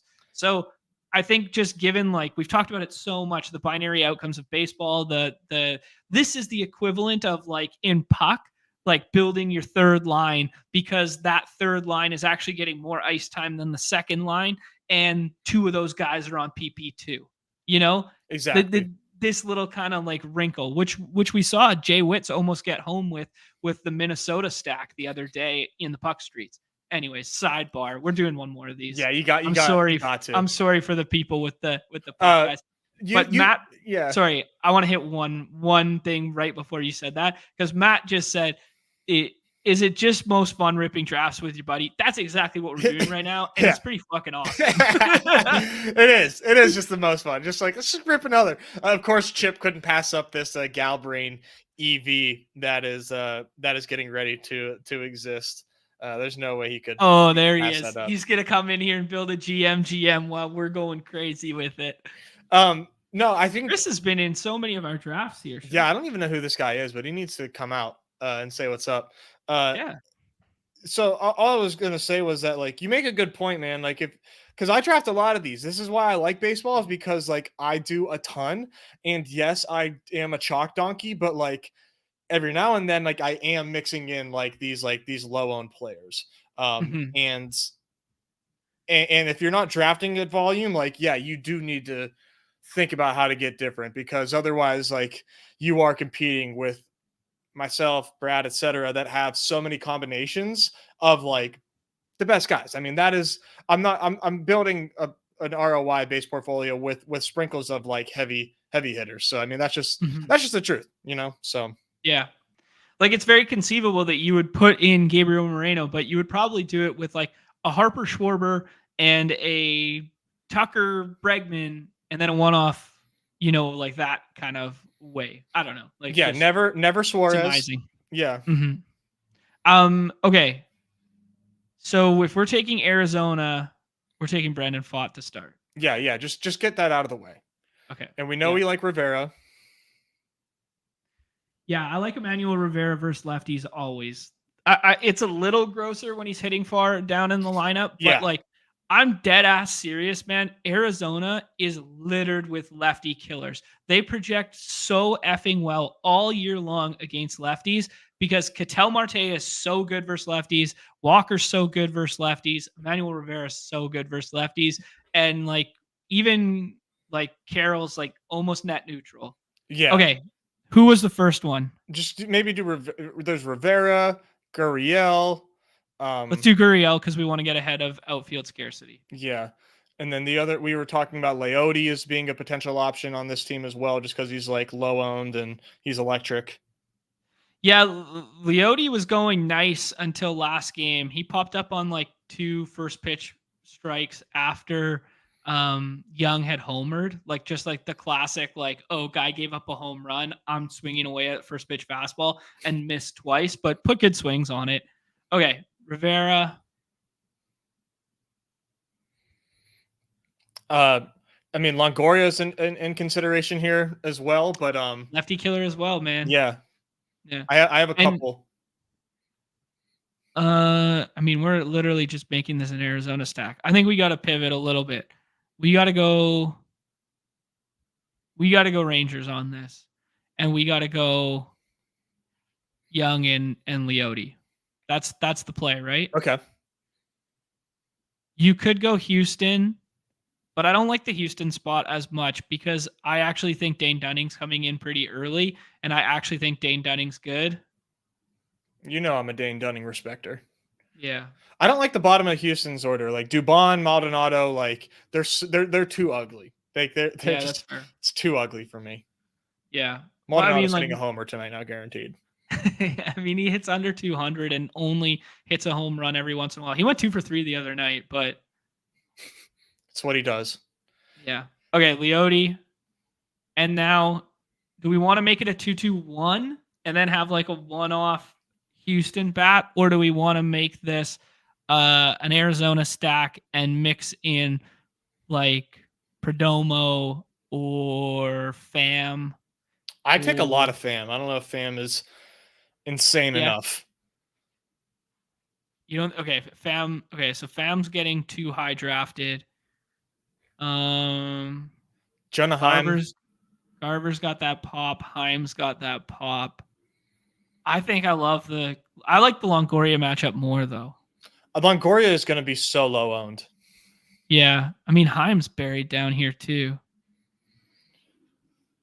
Like the thing that sucks and like it probably doesn't matter is like we should look at the draft board after this. Okay, because I think there's no way we're not giving up like the most insane team ever. See, we're not though because it's baseball. I know that it's like baseball, but like the way it feels like to pass over some of these studs, even though we just saw Corey Seager go over. It just like the feeling is just like can I really do this? You know? Yeah, I mean, I'm pretty fine running this lineup versus Harper, Altuve, Alvarez, Schwarber, and Trey Turner. and he finishes with Urquidy for sure. Like Urquidy, yeah. I might have something like similar, that's like, man. I don't know. That's like it's not that crazy. It's baseball. I honestly don't think, dude, this is baseball. It's binary outcome sport. Like this is fine. This team's gonna win tonight. Which one? Yeah. Mine. Yours or his? Okay. I'm doing it right. I'm doing something similar, not like duping you, but yeah, we've got some insane shit going on over in my end of the woods too. Yeah, Newman. Yeah, shout out Neumy. New member of the channel, Shane Newman. He became a member. What a beauty. That's what great. A beauty. That's so funny. That's so good. Damn, I need another Emmanuel Rivera team. Yeah, like that's how I feel, right? Like it's like all these teams make sense. Like we paired a side of the order, we paired a lineup. It's totally fine. Oh shit! I literally just throw this out. Fuck. There we go. How many is max for this? 100? 33. Oh, it's like a small one. Okay. Damn. Yeah, and I have Suarez, of course, playing the hits on my last one, so I can't. You can't scroll the F down like I did. No. Bad. It's not good. It's not good praxis. Okay. Are you distracted or do you want to dust off the model? How many more picks do you have? I'm a little distracted. I mean, I'm about to finish up, but Okay. yeah, Can we just wait? Okay, give slightly. me 1 second then. Okay. Yeah, I'm finishing up this draft here. We've got Seager, Garver, Leote, and Ranger. Let's take little Nick Castellanos. Dive deep drive out the left field. Castellanos, man, just loves postseason ball. I have a lot of trouble thinking that the Phillies don't just like roll tonight, but like Fott does have that he does have that bag of like 10 Ks, 6 innings, like no earned runs. It's there. It's there, but the Must win game. Phillies are just tapped into something special right now, is how it Yeah. feels. I really want to see Phillies Rangers. Same. Like 100%. Yeah. Okay. Are you almost done? Yeah, my last pick is coming up. Okay. Who are your most exposed players for tonight? I'm curious. Oh, okay. Let me actually pull that up for you, and I will. I don't want to just guess. Yeah. Now that So I you're done. mentioned I have a strong fade. Well, not a strong fade, but like a fade on Mitch Garver because I can only draft 5 hitters every time. I am very certain. I also have a strong fade on Kyle Schwarber as well. Ooh. I mean, that's a scary one. Very Yeah. double How down. Like, good was that highlight from for those who haven't seen yet, there's a clip. I retweeted it maybe like a couple nights ago. You guys got to see this. The Arizona road announcers, but like their home broadcast or whatever, right? Their first game there with Zach Gallen. I guess Zach Gallen pitched it was the very first pitch of the series, which Kyle Schwarber hits out. oh yeah. And the Arizona broadcast is going, yeah, he's not your traditional leadoff hitter. Like he gets on base, but he's really up there to just make sure this game starts 1-0 and blah, blah, blah. And they just go through this whole thing about all he does is homer to start the game. And the first freaking pitch, big Schwarber tank job goes into the second deck. The crowd erupts. It goes crazy. And the ball's halfway. The ball's like barely out of the infield. Just made contact with the bat. Just made contact with the bat. And the announcer's like, and it's 1-0 Philadelphia. Yeah, 1-0 Philadelphia. Just it was beautiful. So funny, man. The timing was perfect. Let me do the old refresh trick here. All right. Let me just do a little screen share. I'll toss it back to you in a second. But let's take a look at these exposures because I'm an open book, man. Let's see what we ended up with. All right, let me go a little bit more here. So this is all drafts. Okay. Yeah, I was right. 80 of them. Wow. 30% of the teams do not have Ranger Suarez. Wow. Yeah, your heavy fills pitching tonight. Yeah. For better or worse. These are the pitching. These are the pitching exposures. I'm gonna just like remove this single entry. A little cute contest, but the prize pool's $500. Let's not even consider that. I missed that one entirely. Yeah, it was like a little single entry. So that'd be nice if I can win $100 and win my $400 back. But yeah, this is the pitching exposures here. If we go to Phillies in general, okay, 15% Schwarber isn't that's not a bad fade. So I'm pretty spread out here. How many? 1, 2, 3, 4, 5, 6. Yeah, I got 1 through 8 there. On the Astros side here, I did take a little bit of Brantley. That's likely going to be a swap. So we'll have to see who gets put in there. That might end up being Abreu. But Tucker, I'm not going to be able to get swapped to. He was taking a lot. I don't know, man. He had a good game, but he was real cold before that game. Yeah. This is where things get dicey, is because I have some like really strong leans and with the Rangers. I love just the top half of the order. Depending on what happens with Brantley, if he's actually not in the lineup, I might have to put in a little Garver. Nate Lowe just looks terrible. Yeah, he's been in a huge funk with the exception of one swing that was a home run. Yeah, and he was so pumped. Hello. And then the D-backs. Let's check out this D-backs exposure. Definitely the lightest, but we've got 1, 2, 3, 4, 5, 6, 7, 1 through 8 here. So this is typically how it goes, man. I get one of everybody more often than not. Yeah. Pretty concentrated around my studs. But as you can see, though, like the riskiest part of this, and I mean, I know 20% and 15% of like Harper and Schwarber. I mean, that's a lot, so to speak, but like they're not my top exposed. So Right. the way that goes is that if they go off, I'm most likely like not winning a lot. I mean, that's Right. just Yeah. You're cheering for a Ranger Suarez pitching duel in the one game environment, and then you're cheering for Alvarez Seager on the other side. exactly. Yeah. I mean, both of these games are going to be pretty high scoring or they both have high totals. So we'll see. We'll see how it goes. But yeah, a little flatter than I expected, which I'm glad. I like to be kind of flat. I like I'm Risk tolerance. risk tolerance, and I just think that it's the way that I've had the most success in these contests is just Mhm. like doing a lot of volume.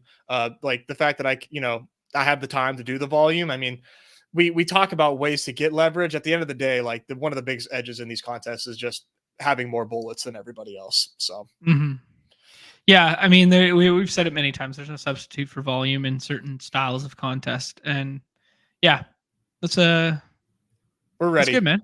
Yeah, let's let's dust off the model. Oh boy. Let's go into the puck streets here. We got a second $5 contest up. Holy smokes, puck guys are going nuts out here. I love it, man. I want to do the $25, but should we do a warm up $5 before I get ready here? Yeah, go ahead and hit that $5. Okay. We'll do a warm up one. I just because this is a 12 gamer. This is huge. My Nuckies are playing against the Bolts. Yeah, that one's gonna be a burner. Not sure if Dempsey's gonna be between the pipes or not, but he has been on one recently. Like that game versus the Flies the other night should have been, I don't know, it was 2 Cobb forever, and it could have easily been 5 Buzz. So I don't know. I'm not sure how. I don't know what these scores are. 2 Cobb ends up going 5 Buzz, but what are you gonna do whenever you got old upper 10 in the twine? I mean, what do you expect? Oh, Jesus Christ. Let's see. Oh, we've got some like pretty tight games here. Nothing over 7 today. We've got a couple blowouts. I mean, these are just things that go into the model, folks. I mean, it is what it is. Yep. We love the Avies, but everybody loves the Avies. Everybody's always on the Avs. We got to pivot. Geno's and Appies. What do GA wants me to say? Geno's and Appies. Geno's and Appies, bud. That's all we're searching for out here in the puck streets. Geno's and Appies. I thought we got I thought we had Influencer 101. Dude, we got to take Kyle Connor because I put him on the cover because he was going nice. Guy loves to dude, he shoots the biscuit. He gets pucks on net. I like the jet skis for sure. All right. Jet skis. Man, Brad Marchand buried down here against the lowly Sharks. How old is Brad Marchand? I feel like he's kind of old. Not that there's anything wrong with that. I think he's like mid-30s probably now, like 33. Okay. He's wearing the Cheds now too. Oh, jet skis. Jet skis. Oh, you don't want to fuck with the jet skis. No. Captain Marchand. Let's see. Do we have any fiver? This is pumping the model here. Ooh, this one could be a back and forth affair. The Florida versus Toronto. Toronto is going to be awesome. That feels fast. Like that feels wide open. Tachuk, yeah, you gotta be feeling Tachuk there. But of course we see Matthews go. Miko and Cole are. I mean, that's gonna be super chalk. But if you want to go like Matt Tachuk instead, totally can. Oh, we got stars on the slate. So J Bob, gotta love J Bob. Rupe's back, right? They're playing. Dude, let's do it. J Bob's our guy. Is Rupee back? Rupee is back. Dude, we can get Hinsky late, and we can pair him up with J-Rob. That PP1 hasn't been clicking yet. They got a get right spot tonight versus Disney's favorite team in the Ducks. Quack, quack. Let's take advantage of that matchup. We're scrolling the F down for Jason Robinson to start this one. I love it. I'm realizing that it's not Tachuk, but it might have to be Tachuk for forever. He's back. Let's go. Puck guys. Quack, quack. You might have to do a little Z-Grass run back with this one. What do you think, bud? Yeah. We got sell me this pen, Trevor Zegras. Yep, take my money. You have it. Yeah, so we've got all the studs off here already. I gotta find us some good value. There's gotta be some good value here. We talked about the Panthers. Panthers are looking good. Where's we like who's the Tandy we want tonight? Are we scrolling the F down for Tandy, or are we prioritizing Tandy? I gotta look at the front line or the puck, the starting goalies. Who's I got the daily face-off pulled up. Daily we got Flowers is in net against the Kings. Ooh, Flower. I mean, his best days are behind him, are they not? Yeah, I think so. we're more Gus Bus people, but it's okay. Hey, we got another one we got to think about here. Is Stammer playing tonight? Let's see if Stammer's playing. Set to return Thursday. There's your nugget of the night. There's your real cheeky nugget. Stammer buried in the rankings coming back tonight. That feels not good. a great matchup versus Nuckies where you know that Thatcher Demko is going to be standing on his head. Do we got Hobbs on the slate? No, I don't think so. No Habskis. No Habskis. No, we love targeting them. It feels like a slate where we don't have to correlate that much with 12 games. Like we're looking for. It kind of feels like football. Like we're looking for two tutties. We're looking for two tucks from everyone. You know. Oh yeah. So we know. I know the Stars line like the back of my freaking hand. Let's check out abs. We're not even gonna go to abs because we're not getting them. I know we talked about Kyle Connor. What's up with our Connor Bedard? Are we off Bedard? Is he overrated? No, he's definitely not overrated, but he's got his work cut out for him tonight. Yeah, it doesn't feel like the spot for Bedard. You think he's never faced this kind of elevation before in his life? He's going to be huffing and puffing. I don't know, man. He's a North Shore boy. He was raised on them mountains up here. I mean, we live at sea level, but the mountains are kind of high. Dude, let's do Connor, and then let's do Rupe. Yeah, for sure. We need Rupe. Yeah, we're going get right spot PP1 for Dallas tonight. It's only their second game back playing together. Yeah, and then Miro Heiskanen is always fun. Heis? Yeah. I mean, I know we don't want to overcorrelate, but I mean, against these Ducks, I don't know. They're gonna blow their doors off tonight. Yeah, I don't know, man. You gotta love that. So I think some other teams that if you're looking for the model, tell you what to target here. Let's see. Obviously, abs. You see the abs up there. We always like the wild, or you get Kirill. You got who they're missing someone. They're like Hartman's playing PP1 right now, and Zooks, Kirill, Hartman, and Zooks.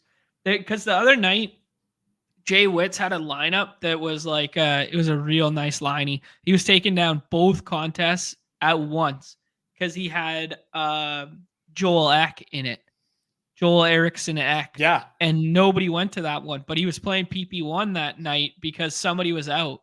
Boldy's out. Remember. Oh, yeah, shit. Matt Boldy's out. Yeah, Boldy's out. So there's another little nugget for the people. Boldy's out. That's big. Man. Oh no! All right, all right. How many tickles we getting from Zuck tonight? Oh, buddy, you get a little toe drag tickle the twine, buddy. Every time walks across the little bluey, little step to the inside, little come back to the inside, back on shelfie twine. What are you saying? We got to go back to the goalies because these goalies ADPs are all fucked. There's no Gus Bus tonight, so don't even worry about that. What about Carter the Hitman Hart against the Oilers? A lot of shots, double bubble. lot of shots going there. Do you know the model? You know the model doesn't mess with what's his name? With McDust? Yeah. Are you calling McDust tonight? I mean, dude, how is the city of Philadelphia not just so buzzing out of this world that they don't upset Edmonton? They're at Philly, man. Dude, that's a great point. Philly fans have nowhere else to be. We're all in on Ranger Suarez, so we're all in on Carter Hart tonight. We like Dallas. We like the Rangers. We like the Stars. Carter Hart, come on down, sir. How many glove saves tonight? 20? 20. At least 20. All right. I'm about it. That is the leverage you need. Tendy, number 29. We're betting. This is a bet on a city. This is a bet on leverage and a city. This is different. The model incorporates the fact that we got the Eagles going good. They're on the Thursday, Sunday slate, right? Oh, how about that? We just drafted the Thursday, Sunday slate. We just drafted the other slate. Man. Whoa, breaking news. Konecny, my buddy. 2 tucks. Breaking news. My buddy just saw Carter Hart at Wawa. He shotgunned to Coors Light and said, "I'll see you at the barn."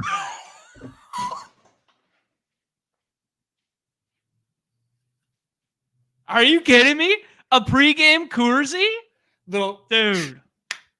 Said, "I'll see you at the barn." Threw that shit in the trash. Carter Hart is lighting this city on fire tonight. Nobody's going to even know Ranger Suarez's name tomorrow. Carter Hart. All they're going to be talking about. Heart of the organization. Carter Hart. He is rocking a whole upper deck ski of Zins, too. Buddy. Wrap around Zins. He's buzzing. They say goalie doesn't separate. They've never seen Carter on the night where the NLCS is going 3-0 and the whole city's behind him. Carter Hart, Evan Carter goes yard. I see it. I picture this. Crystal clear. Crystal clear. Come on. Oh, baby. That is an absolute squad we just the put model together. Just spit that out right to us. Oh my God. I don't know how the hamsters keep churning out winners like this. We got to get in here. We got to do one last one there, and we got to hit this empty netter. We got to get in here. We are taking down this 25 bean contest. All right. I don't know that I've done this one yet, so might have to help. Maybe Phil get in there. Get in there. Little Civil War. We got 3 more spots. Civil War. Come on. Little Red River shootout. Empty netter. 500 to first. Oh man. Damn, I might need a beer. I'm not lifting today. I can't be hitting the gym. I don't know what happened. I got a mystery injury to my ankles. To my one ankle. One ankle. Yeah, hopefully it's low, not high. You'll be out 4 weeks. It's getting higher and higher. I mean, I'm standing. Yeah. So Chris is in here again. Shout out Chris, man. Where's Chris been hiding? Yeah, man. He's in everything. This is insane. All right. Influencer 102. Let me get a brewski real quick. Oh. It's time. The game's about to come on. Come on, dog. Yeah, it's a good point. All right, we got Brett Boy, we got Willis in here. These guys, puck legends. They're coming in here to soak up this sweet, sweet EV, and I am not giving any of it away. Absolutely not. Here we go. Yeah, Neumy breaking the model here. 25 spot, not giving us that RNG like. Ooh. Yeah. Me, I'm so right here. Chris saw that baseball team that I did, and he's like, "Holy shit, this guy's giving away those GMGs." He follows this guy wherever he is. Oh man! All right, let's see here. Yo, guesses are in. Get the guesses in the chat here. What Nez just cracked? Hurry up! You guys aren't gonna guess it, but you can guess. Just a Nez likes to pretend that he's like a Budweiser guy, but he's a little hoity-toity, pinky up guy. You got some fancy craft from like someplace nobody's ever heard of because it's a micro brew that's only down the street. That's what you got. There's no such thing as microbrews in Texas, but it is a cheeky. It's a cheeky little, not a hazy little thing, but it is a cheeky little thing. Okay. I will spill the beans if somebody can guess what I'm sipping on. I like it. So I'm smashing these. Sorry, Ship Chasing just dropped their pick-em-entries for tonight, so I gotta nice. I gotta ride with the dogs. Send it in the chat so I can share. click on it too. I'll share. I think the people want me to click like just like Makar and Miko because it's so easy and it's so obvious. But I'm going with the Thrill, baby. I'm going with Miko again, but I'm going with Krill the Thrill. I love that. Thrill feels good, man. I don't know. Something about LA feels like that's a pace up spot for Soda. Soda and Kings going back and forth. Oh, dude, we actually got to talk about LA for 1 second here. Okay. I'm sorry to sidebar. So I was sick last week, as everybody could hear in my voice and whatever, and I didn't do a whole lot of anything other than like try and get healthy and recover. I did some reading. I did some like this sort of thing. But I got a little hooked on like I'm not like a huge show guy, you know? Like I've watched like, you know, Always Sunny and I watched like that kind of like classic stuff. But I kind of like documentaries and I like sport documentaries to like, you know, learn about the past or get me jacked up. Yeah. Dude, I fell in love with some wrestling documentaries. Oh. I watched like 4 or 5 wrestling documentaries for like, because when I was growing up, man, like Attitude Era, if you came to recess on Tuesday and you didn't see like Stone Cold versus like The Rock on Monday night, like forget about it. If you didn't see NWO the night before, it was like, dude, you're not wrestling on the playground. Like you're not hanging out with the boys if you didn't watch last night, kind of thing. Anyways, we've kind of talked about this in the past. I don't know if we talked about it on the show or if you and I talked about it when we were wandering around Vegas one night there. But we might. I think we might. Yeah, because you were telling me about a sweet shirt that you had, like a Stone Cold shirt or something like that. Yeah, can't put a price on it. Yeah, exactly. But I was watching these ones, man, and then I was like, I'm going to go on a YouTube heater and see who like the stars nowadays are. And they got this new guy, LA Knight. Dude, this guy is electric. He's a throwback to like that era. And like every time he picks up the mic, he comes in, right? And he tells everybody to cut it like this. And he just goes, "Let me talk to you." And that's how he starts every time. And everybody's like, and then everybody just screams, "Yeah," back at him. I kind of like this that. guy is revolutionizing. Dude, I was so in on it. I mean, I think it might be one of the most euphoric sensations in like human history to like come out with like fireworks in like a wrestling ring. Have you been to a live wrestling match? No, I was never like super into it. Those fucking pyrotechnics, you feel that from like the upper deck. That shit is hot. Oh, really? So you've been to something? Fucking of course, man. Oh, that's dope. I was there for Kurt Angle's debut in WWF. Oh my god, that's actually so cool. When he was it was like they do the openers, so to speak, like before they put you on like cable television. They have you wrestle in front of the fans, kind of gauge how the fans like you.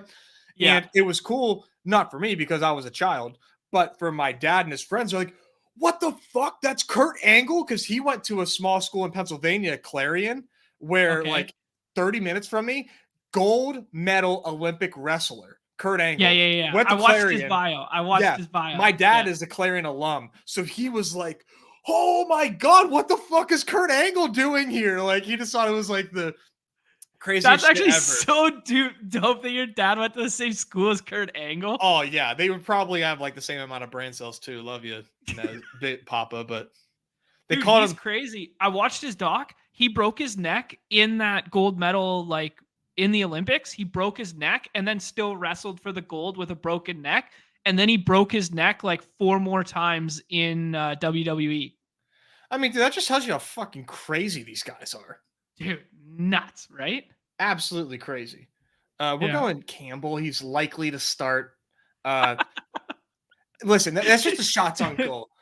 I appreciate this. I love that appreciate Copper this, thinks that there's Copper. any mental bandwidth dedicated to my puck takes. Like that's a compliment that he think that there's anything going on when I We talk went, about puck. Nezzy, I'm not paying attention to what you've been doing here. You went with Jackie Cams there. What do you got? You got Austin Matthews with Nylander. You're playing the hits there. I'm chalk as Ikes. shit right now, but we're going a Yeah. little tuck ski. Yeah. Oh, dude, I fucked up so bad. I wanted Braden Point plus Stammer, and I thought Braden Point was already gone because they'll be PP1, but they're not on the same line. So like I went with Hagel because I was like he's gonna play on the same line as him. At least I goofed it. This is by the way, what Mhm. what am I drinking? Oh yeah, what's Nez drinking? Let's play a lot and thanks. Juice Pack by Tups. By Tups. Located in McKinney. If my Texas folks. How's my McKinney's elementary school? It's a good beer. It's very juicy, hazy IPA. That's what's on tap. I got a lot of Oktoberfest though sitting in the fridge. I love this time of year where the Oktoberfests get rolled out. That's like my favorite. I'm looking at these tendies and it feels like kind of a gross. I don't know, man. Smashville doesn't score goals. I'm just going with Igor. Smashville. I mean, Igor is always like a safe bet, right? Is he not? Right? It just feels like they don't score goals. Like who's going to be a shutout candidate tonight? Like Igor. And Igor was on my team that finished second the other night. So we're going with Igor. Oh, you got to love that. When a guy gets you over the line, you always go back to him. You're just like, yeah, he just like always finds himself on winning lineups. Like, cause he did once. All right. For the audio listeners, I got mine down here. We're going Scroliev down to Stammer. Stammer mispriced, coming back off a baby injury a day to day. Doesn't matter. He's going to be playing PP1. He's getting a clap on Demko from that left side there. Full around the umbrella, a little send it across there, a little sauce celly, short side shelf. Not a big deal. And then we got Miko, we got Kirill. We're just playing the hits with those two studs. And then we're going Hagsies because they're going to score on even strength. Hagsy's going to chisel an apple there. Hedman, and then Igor as the one-off Tendy. You love to see it. Great line. You went with Tuck. You think I'm done? Pairing him with Dahlin. Love it. The Flames? Dude, that's nice. The Flames? Like, we're scared of the Flames? Come on now. Yeah, I don't know. Is Markey between the pipes tonight? Wasn't thinking about Markey. Dude, backup Tendy. That's sharp. Dude, they're going. Dude, you got backup Tendy. You got Sabesies at home. You got backup Tendy. You got a pretty condensed PP1. That's, dude, honestly, the model is on one right now with going to Buffalo's top line tonight. That is sharp. Felt good. We love going Buff top line. Shout out DJ Sabres. You know. Yeah, there you go. We're one time. Playing the Sabes. Wait. What's going on with Darth Vlader? Who is that? I don't like. I feel Daniel Vlader. He's a heel. He's turned to heel, man. Wait. Oh shit. Darth Vlader? I'm going against Darth Vlader. No, man, you got the Force on your side. You're good. Oh shit! I fucked up. That's a sick name. That's a sick name. It is good. It's a good name. I'm not gonna lie. You might be fucked. Damn it, man! I should have taken Juice. Where's Juice go? No one's taking the Juice, man. OJ, Saros. Oh, dude, Saros might be the best Tenny in the league too. Like, hold up. Who? I mean, I don't even know. You're not gonna guess. Maybe you will, because of the way I'm phrasing this and setting you up for it. Who is batting second for the Houston Astros?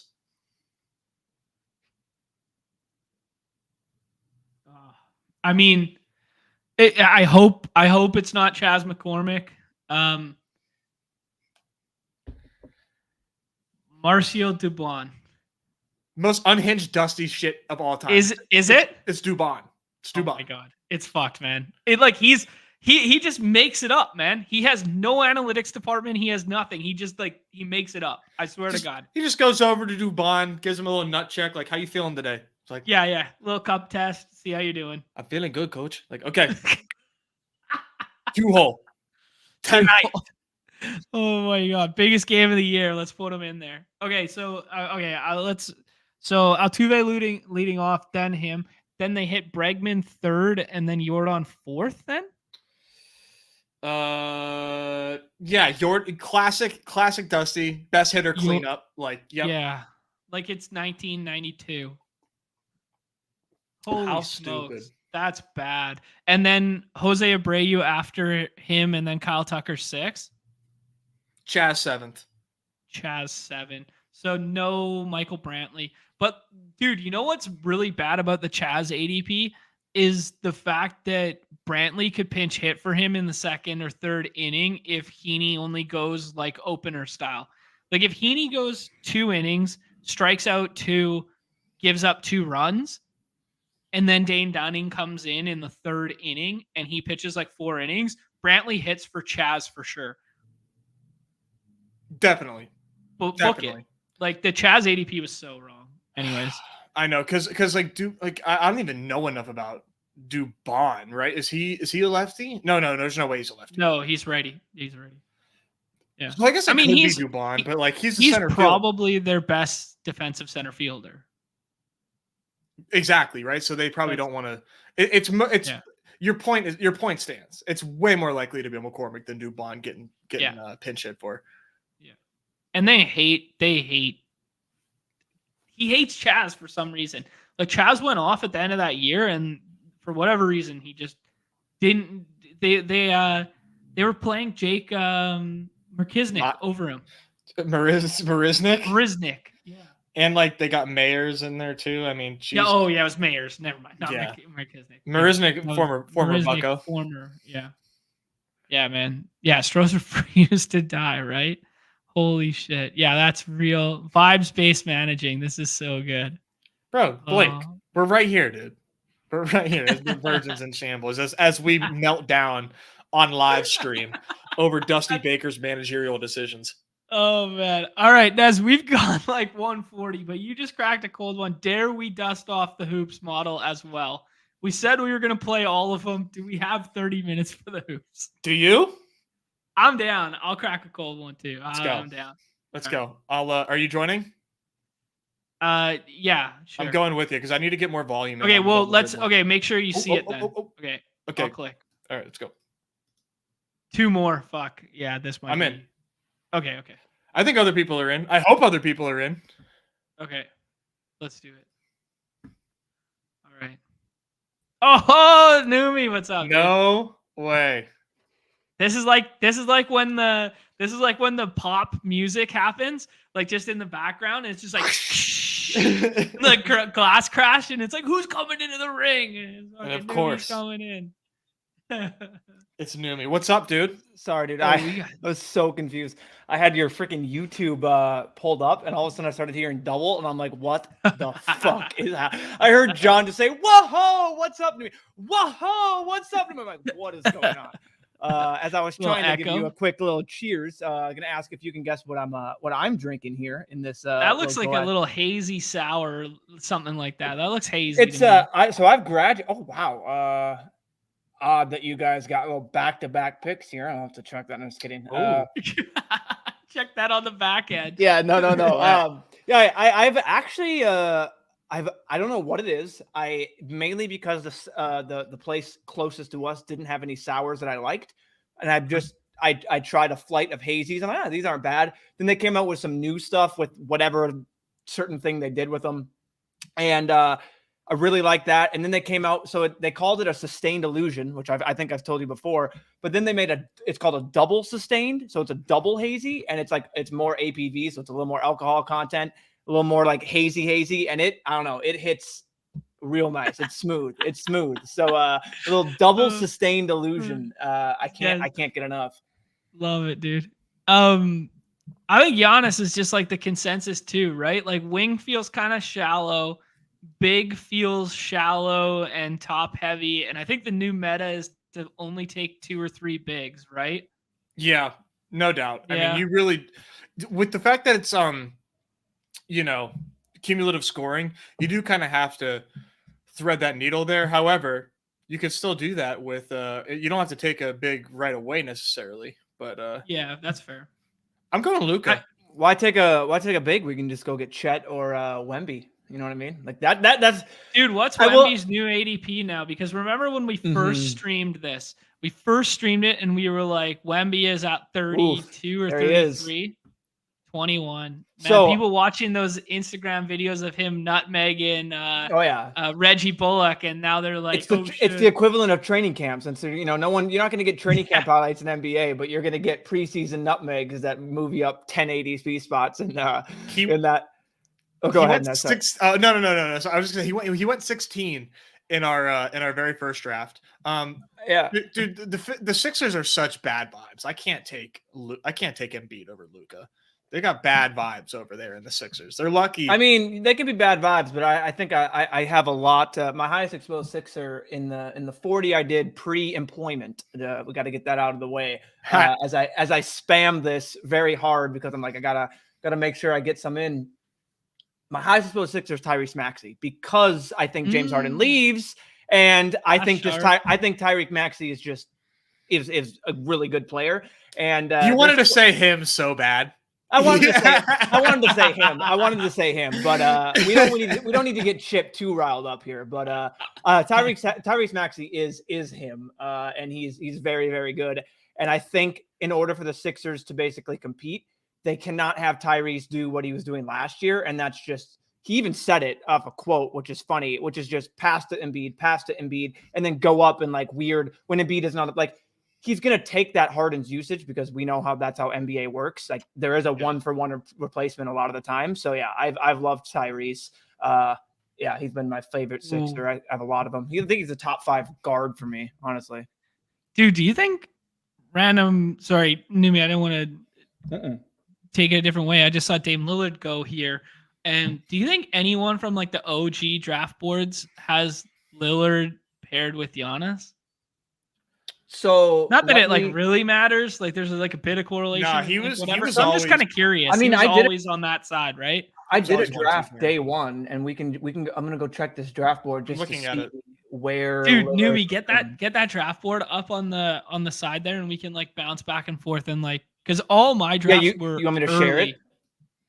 Yeah, in a second. Like, yeah, we'll cool. do, yeah, we'll do like a bounce back and forth, and we'll see what the difference is from like the first couple of rounds. Because I think that's kind of like the most value we could provide. Because like, let's be real, man, we're daily hoops guys. Like the season long stuff, like this is like a little bit over my head. I'm not gonna lie. Like this is probably my weakest sport would be season long hoops. Yeah, right. I was ahead of my time. I will say it adds a different.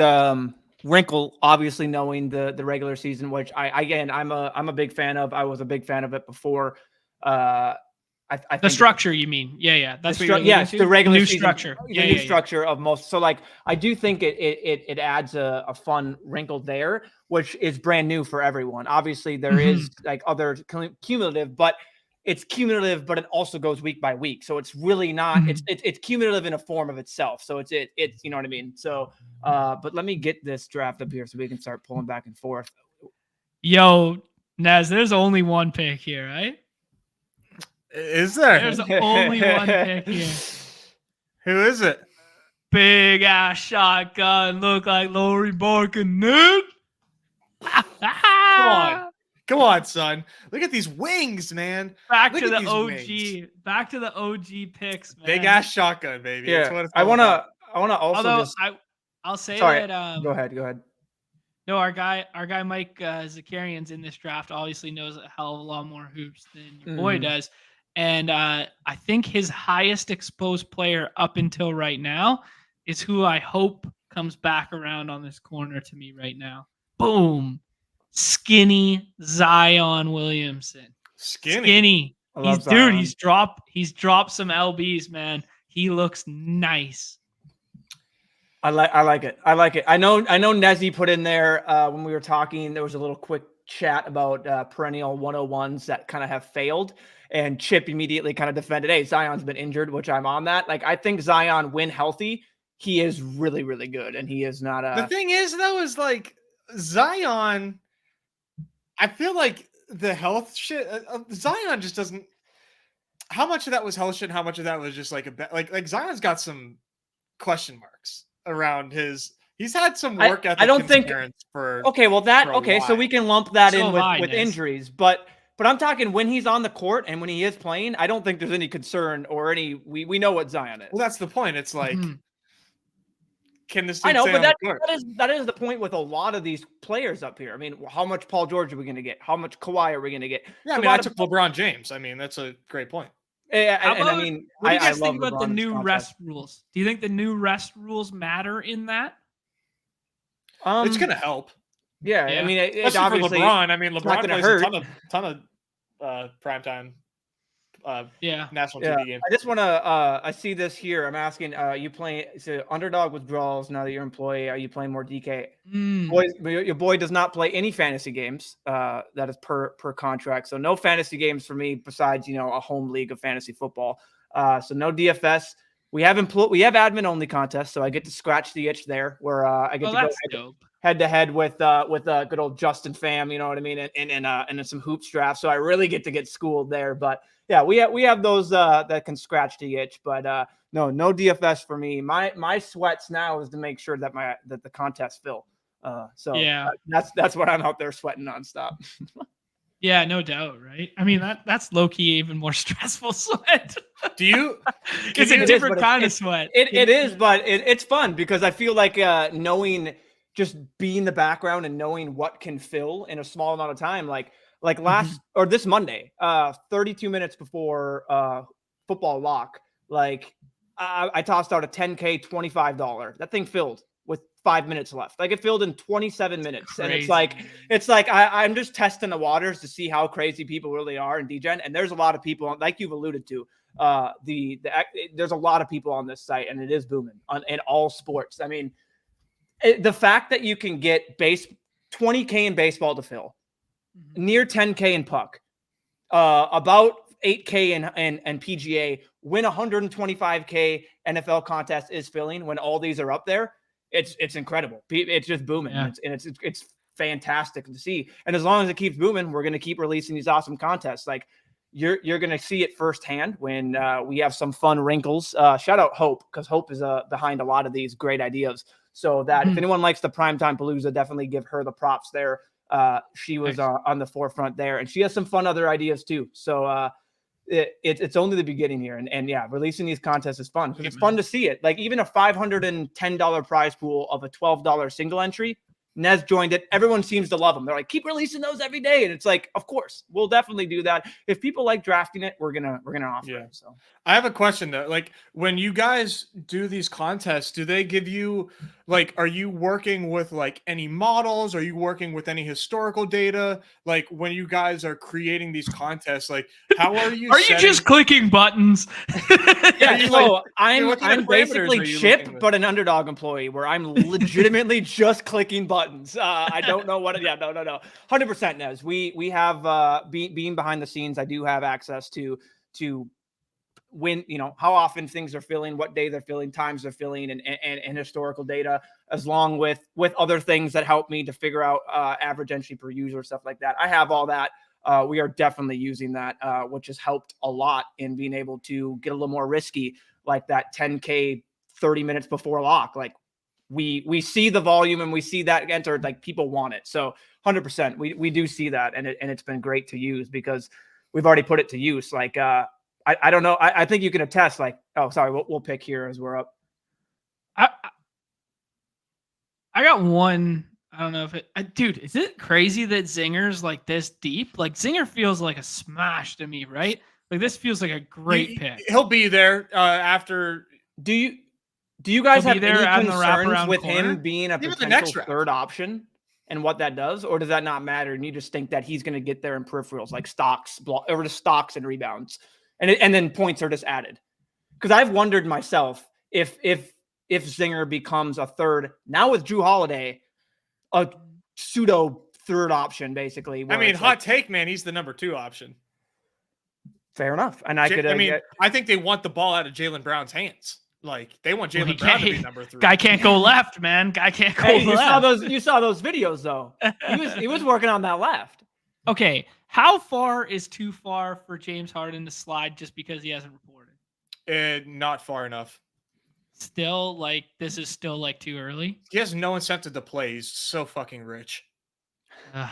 And he All hates Daryl Morey. He I like went in front of a Sango. bunch of. I would do Chet. Oh, he went man. and he was at a Chinese basketball camp. You like Chet? You like and Chet said, better than saying Let go? me repeat myself. Daryl Morey is a liar, and I will never play basketball for him. That's what he did. That's You what he said. haven't Oh yeah, seen you that? didn't know? You don't know about that? No. Harden is bad news, man. Oh yeah, James Harden's funny, No. man. Dude, He's just a- get that guy. Give that guy a couple stacks. Get him to the You- Peelers. He'll be fine. You That'll mean the set him Clippers? straight. You talking Clippers? No, the Peelers, like the strip club, dude. That's where Oh he gosh. lives. Well, that's the thing. We're not, dude, So Harden, this is not a there's puck segment, John. You can't say Peelers. No one No, knows what I'm you're sorry, talking I'm There's a about. deal in place, not in place, but there's a deal that's being talked, and it's basically Sixers versus Clippers, and the Clippers will not give up a 27-year-old Terrence Mann in order to get fucking James Harden right now. It's quite hilarious. Like that is the stop What? block. It is basically Juan Soto and what's his name, Dylan Carlson. It is Yeah, equivalent. Dylan Carlson. They're That's not a giving great up shout. this old play like it, and but he's 27-year-old. We know what Terrence Mann is, and we know what he's going to be on the Clippers. We know what James Harden could offer. Like, get the deal done, dude. Like, it's. And I know there could be That's more, but that nuts. seems to be the main thing. Is they're not willing to give up Terrence Mann. Someone might come in the comments and let me know otherwise, but that's what I've seen, and it's hilarious. Do you think he's going to No, be I a saw Clipper? Mike post something similar about that, about them like promoting Terrence Mann like he's like a future and he's actually like 27 or whatever. Yeah, it's insane. That's been the thing. I mean, they've had talks for a long, long time now. Or I mean, for at least, it's probably been ongoing throughout from immediately when the season was done. They've been talking with it, and it's probably been the roadblock over and over is freaking Terrence Mann and they just won't do it. It's like, just give up your first round picks in this whatever year, give them all up. You know what you are. You have Kawhi and PG. Go all in. Like if That you're feels like just a do it. really Right, good yeah, fit. yeah. Harden with the Clippers too.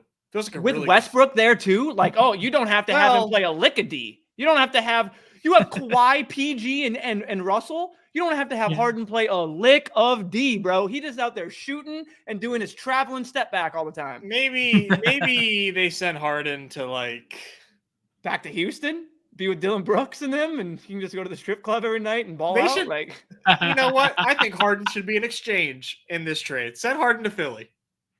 Yo, Harden's Embody. Send him if back to Harden Philly? never I'm played confused. another game, sorry. If Harden Okay. never played another game, he's a Hall of Famer, right?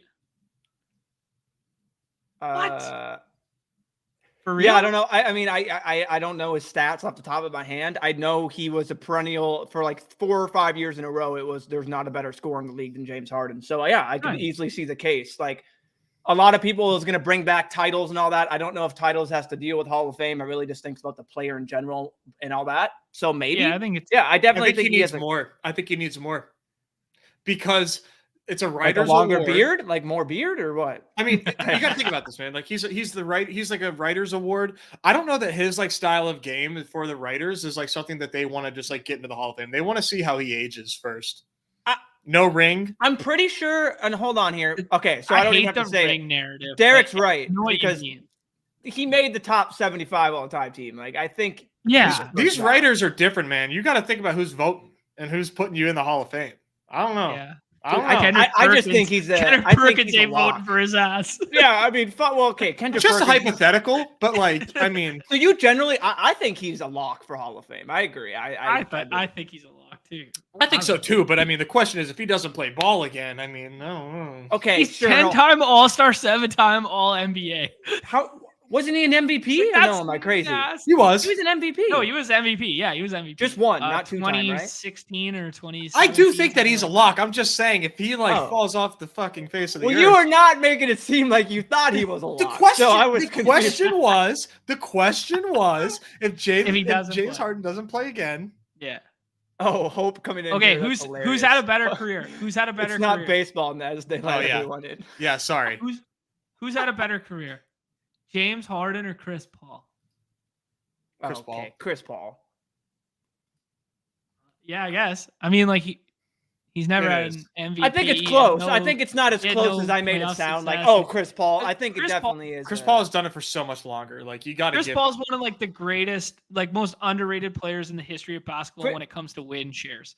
Like he's like top 10 all time in like win shares. What you make of that metric, whatever. Who the But fuck like took Walker Kessler from He me? also basically had the NBA against him when he should have been a Laker. So, or sorry, yeah. No, shout out David Stern. Like we need a little bit more David Stern in this. And there are some hilarious say shout stories out? about David Stern, Shout man. out David Stern. Shout out David Stern, man. One beer David Nez. Stern. One beer Nez. Shout out David Stern. There are some hilarious David Stern stories Dude, out there.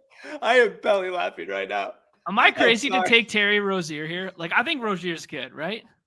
Oh yeah, take him. There's like a so million much Terry flux. Roziers in this No, draft. there is so much flux going on in Charlotte. They need someone Dude, like same. Kai That's Jones big. wants a trade. Miles Bridges Yeah. is the basically the Joe They Mixon of the released NFL, Kai Jones if not already. worse. They did. And Yeah. and LaMelo, I don't know if you just saw his grill. I don't know if that was real also because it didn't look like LaMelo, but it was from LaMelo. Oh, dude, I just give me Terry. What? It could have been like a it could have Grills. been Oh, looking like Paul Wall out here. no. So there was a What the better shit? video, and it looked real bad. I don't know. Ooh, look at the boomerang.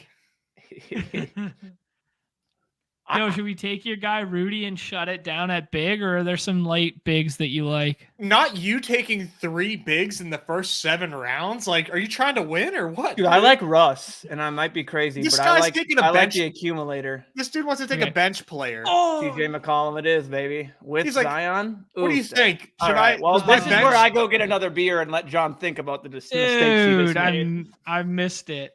That was bad. Rudy Gobert potentially, like perennially undervalued in every single daily that we ever draft. Dude, I take him all the damn time in those dailies too. That's like pick 36 when he has the perennial Q tag. I love Rudy so much. I'm doing a little hyperfragile wing. We're shutting it down at 4. 4 wings early and then call it. Ah, I was maybe. puking green early. What is So- what So the it's, hell? it's a double sustained. Okay, can Call. we What? let's talk about some real stuff. basketball for like 1 sec, or let's talk about some fake basketball for like 1 second here. Is that like big 3? What? No, we're talking about fake basketball, like this contest for like 1 second here, because I want to So look at what like the basketball. smart people are doing. The smart people, like Sam's doing like anchor big. He got some ADP value on Vooch. Mike's doing anchor big with Davis there. Wow, man. Bridges goes in the 2nd round. Damn fucking straight he does. Yeah. I That's don't know, my it's crazy. boy. Dude, I loved playing him last year and with after the trade and stuff like that. I'm just looking at this. Oh yeah, Mike's ahead of the curve with the Maxi stuff, taking Maxi at 58 there. How many Bryson games does Stott Ja just, play? just struck out at a ball at his freaking shoelaces. Brandon Fott is cooking. I do not drink pop. I have cut out pop in my diet. I have an Soda? occasional. I will say I have an. I'm not a dude. We're from Minnesota. I'm from Minnesota. We say pop up here. Okay. Yeah. Okay. That Minnesota, What- Pennsylvania solidarity where we all Thank you, say Ned. pop. Hey, Nice. Canada, Isn't it? Canada. Hey, let's go. We all can agree Yeah. on something unreal. Oh my god. Yeah. I will say though, Nez, about the pop issue. So you're in Texas. My great aunt is from Alabama, and she referred to every single Roll pop Tide. or soda as Coca-Cola. We need hope. We need hope. Is to that a weigh thing? in. Is that a thing where you are in Dallas or the Fort Worth area where they refer to just? I mean, I'm talking. I'm Dallas, she- dog. I'm she- Dallas, so- not Fort Worth. Fort Worth is way over there. I'm Dallas. Whoa! My apologies, brother. Forget Like so, I remember strictly like I was in my teens. We went to an Applebee's and she ordered. She's like, "Can I get a Coca-Cola?" And they brought her back a Coca-Cola, and she's like, "No, this is not what I wanted." Like, and she basically had to say, "I want a Sprite." And the order, and we're in Minnesota. She's like, "What?" Like, I brought a Coke. She goes, "No, I wanted a Sprite." And she goes, "Okay." And like, my mom had to basically be like, she's from the South. They refer to everything as Coca-Cola. And I was like, what? Anyway, Sprite is white Coca-Cola. everything. Dr. Pepper is Coca-Cola. They refer to every soda name as just a Coke. Like, can I get a Coke? And then that'll be what kind of Coke do you? But then they say, what kind of Coke do you want? And then they'll say Sprite, Dr. Pepper, Mountain Dew, Mellow, all these different whatever brand. Mellow Yellow, dog. Mellow Yellow. That's Just hilarious. say it. Just That's say hilarious. it. It's crazy. I'm glad that you cut out soda, man. That is like the number one thing that I would recommend to everybody is like stop drinking Soda and creamer every in my once in a coffee. while. Just Every straight once black in a while. coffee. Black coffee is good too, but I mean, man, like 200 calories in a full fat soda is just like Full fat? What about a non-fat? I say full fat. It's a meme. It's the sugar content, man. It's like that 45-gram sugar. Like that's crazy. Whoever's behind the Fantasy Life YouTube needs to hit me up. You need a ride from the airport? I got you. Hit me up. Oh, there you go. Nice. Yeah, what is going on right now? I Yo, don't get the the Fantasy Life Cowboys in here. game for Thanksgiving. That'll be a lot of fun. That's tight. Actually, who do they play on Thanksgiving? Cuts out soda, sips a beer. You're damn right. You're damn right. It's a better use. At least you get something out of the beer. It's like soda, just like, oh great. I guess I'll take a bunch of insulin in my blood. John, did you want? I have the draft up here. If you want me to get this. Yeah. Let's talk a little hoops because I'm actually genuinely interested in what's going on in these hoop streets. So we because I do haven't have done to- a ton of these. And we have to clarify. This was done in like July, so this was No, not, that's a why I think it's a non-employee great. Neumy is in this draft. Otherwise, Mhm. the Neumy2 account is for. He's saying that for his own skin. I Yeah. already know who Nez is going to take here, and it's so annoying because I want to click his name. It's actually the most annoying thing ever. I don't think I am. I don't think I am going to take who you think. You don't like a little pace up spot? All right. Dude, I think Bruce Brown's good. Oh, If you shut Bruce it Brown down Pacers. as big, I might take Mark Williams and shut it down. Dude, I liked Mark Williams early too, but like these guys right now, it feels like we're buying like on the rise, does it not? Like Bruce, It does, like, but I know it for a feels fact, valid that we're buying. He's going to be the starting center, and there's no one there. Like it's Mark Williams and who? Like there's no Mason Miles Plumlee, whatever the frick his name was. The third one also, he's there too. Like none of them are involved in Charlotte. Like Charlotte is just losing bodies nonstop. Remember that's playing myself. Charlotte center last year? Like that was like a thing. Remember when we had all that data? We were like, you play PJ Washington, you play Mark Williams. Like that was like a thing last year in the daily contest. Mm-hmm. All Yeah, right, no. let's do When it. you hit I the like big Newby's button, idea. when you hit the big button, I mean, there are not a lot of bigs. Like not a lot of awesome bigs. Wendell Carter, Brooke Lopez, you can definitely make a case for. I mean, Nurkic over in the Suns is interesting, but he's not like an offensive. He's not an offensive player there. Yeah, I mean, like I like Gafford too. Like that Washington rolls. Mark. That Washington rolls just like wide open with Zingis moving, right? What kind of like? Never mind. I don't even want to go there. Okay, after you make this pick, let's pull up the draft board. And Okay, let's go. Matherin, good Canadian kid. I'm putting Neumy on the stage. Okay, do it. Boom. Let's see it, Neumy.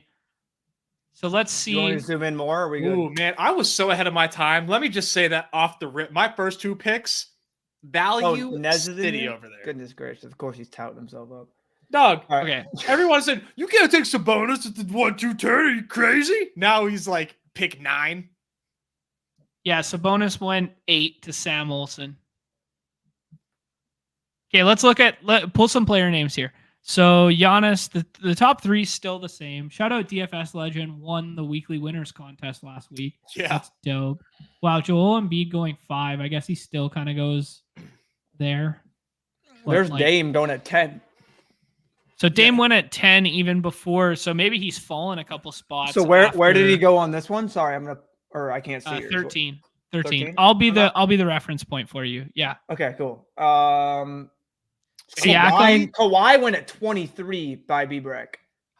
Wow. Mike got him at 39 in our draft. Yeah, he's been falling. Um, LeBron went at 15. Neumy got AD at 17. That's crazy. Wow. 80 yeah. went 10 to Mike in this one. Where did Cade go in ours? 34 on Neumy. Cade went in the second round, I think. Okay. Hold I think on one second. I think De'Aaron Oh, Fox no, in no, the no. third is really interesting. Where's he going in now? Cade went 43. He went in the 4th round. Wow, I thought Cade was gonna rise. Yeah, Cade's been falling. I was surprised. Where did Fox go?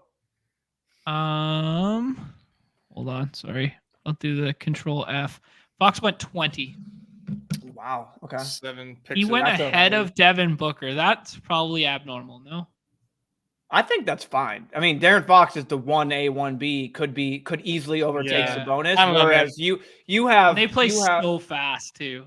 yeah, and like don't understand. I totally get point Booker, but Yeah. like it's just Durant plus Beal. It could just not matter. They could just simply ISO and it does not matter in certain situations. So that I don't know, but that's just I played that situation very different. Don't know how to handle Phoenix. Like it just I don't know. It just seems very interesting that Phoenix. I obviously like midway through in 2 months we're gonna be like, oh, of course this was gonna happen, but I don't know how it's gonna play out. Beal went from he was 49 on that draft board to the 101, and he was 60 in this one. Ooh, I have a good one. Where did Ja go in that one? In this one? Oh, good one. So Ja went 69th in this one. In ours, in this one that happened. Hold on, I'll just look for it. And I believe this was. He went 59th in ours. Okay. Today. I think one of the better values that we're seeing here is Jalen Brunson. 16 picks of value based on these drafts. Wow. He was 47 in the old draft. 31. Is that better? I think it'll become evident with some of these late guys, like Obi Toppin going to like Indy. Like he just went at 112 in our draft. Where did Obi Toppin go in the OG one? I mean, like he probably went like 160. Oh, wait, where did he go, Neumy? Oh, wait, who got him? 156. 156. Holy shit. 156, Nez, with that closing line. Oh, geez. I was trying to find him. Geez, all right. I was trying to find, oh my goodness. Nezzy. Where did D'Anthony Melton go where's his ADP right now? Because 181, I feel like, is nuts. He's got to be in the 150s right now, right? Or am I crazy? Melton's 140 in ADP right now. That is nuts, Nezzy. That is 40.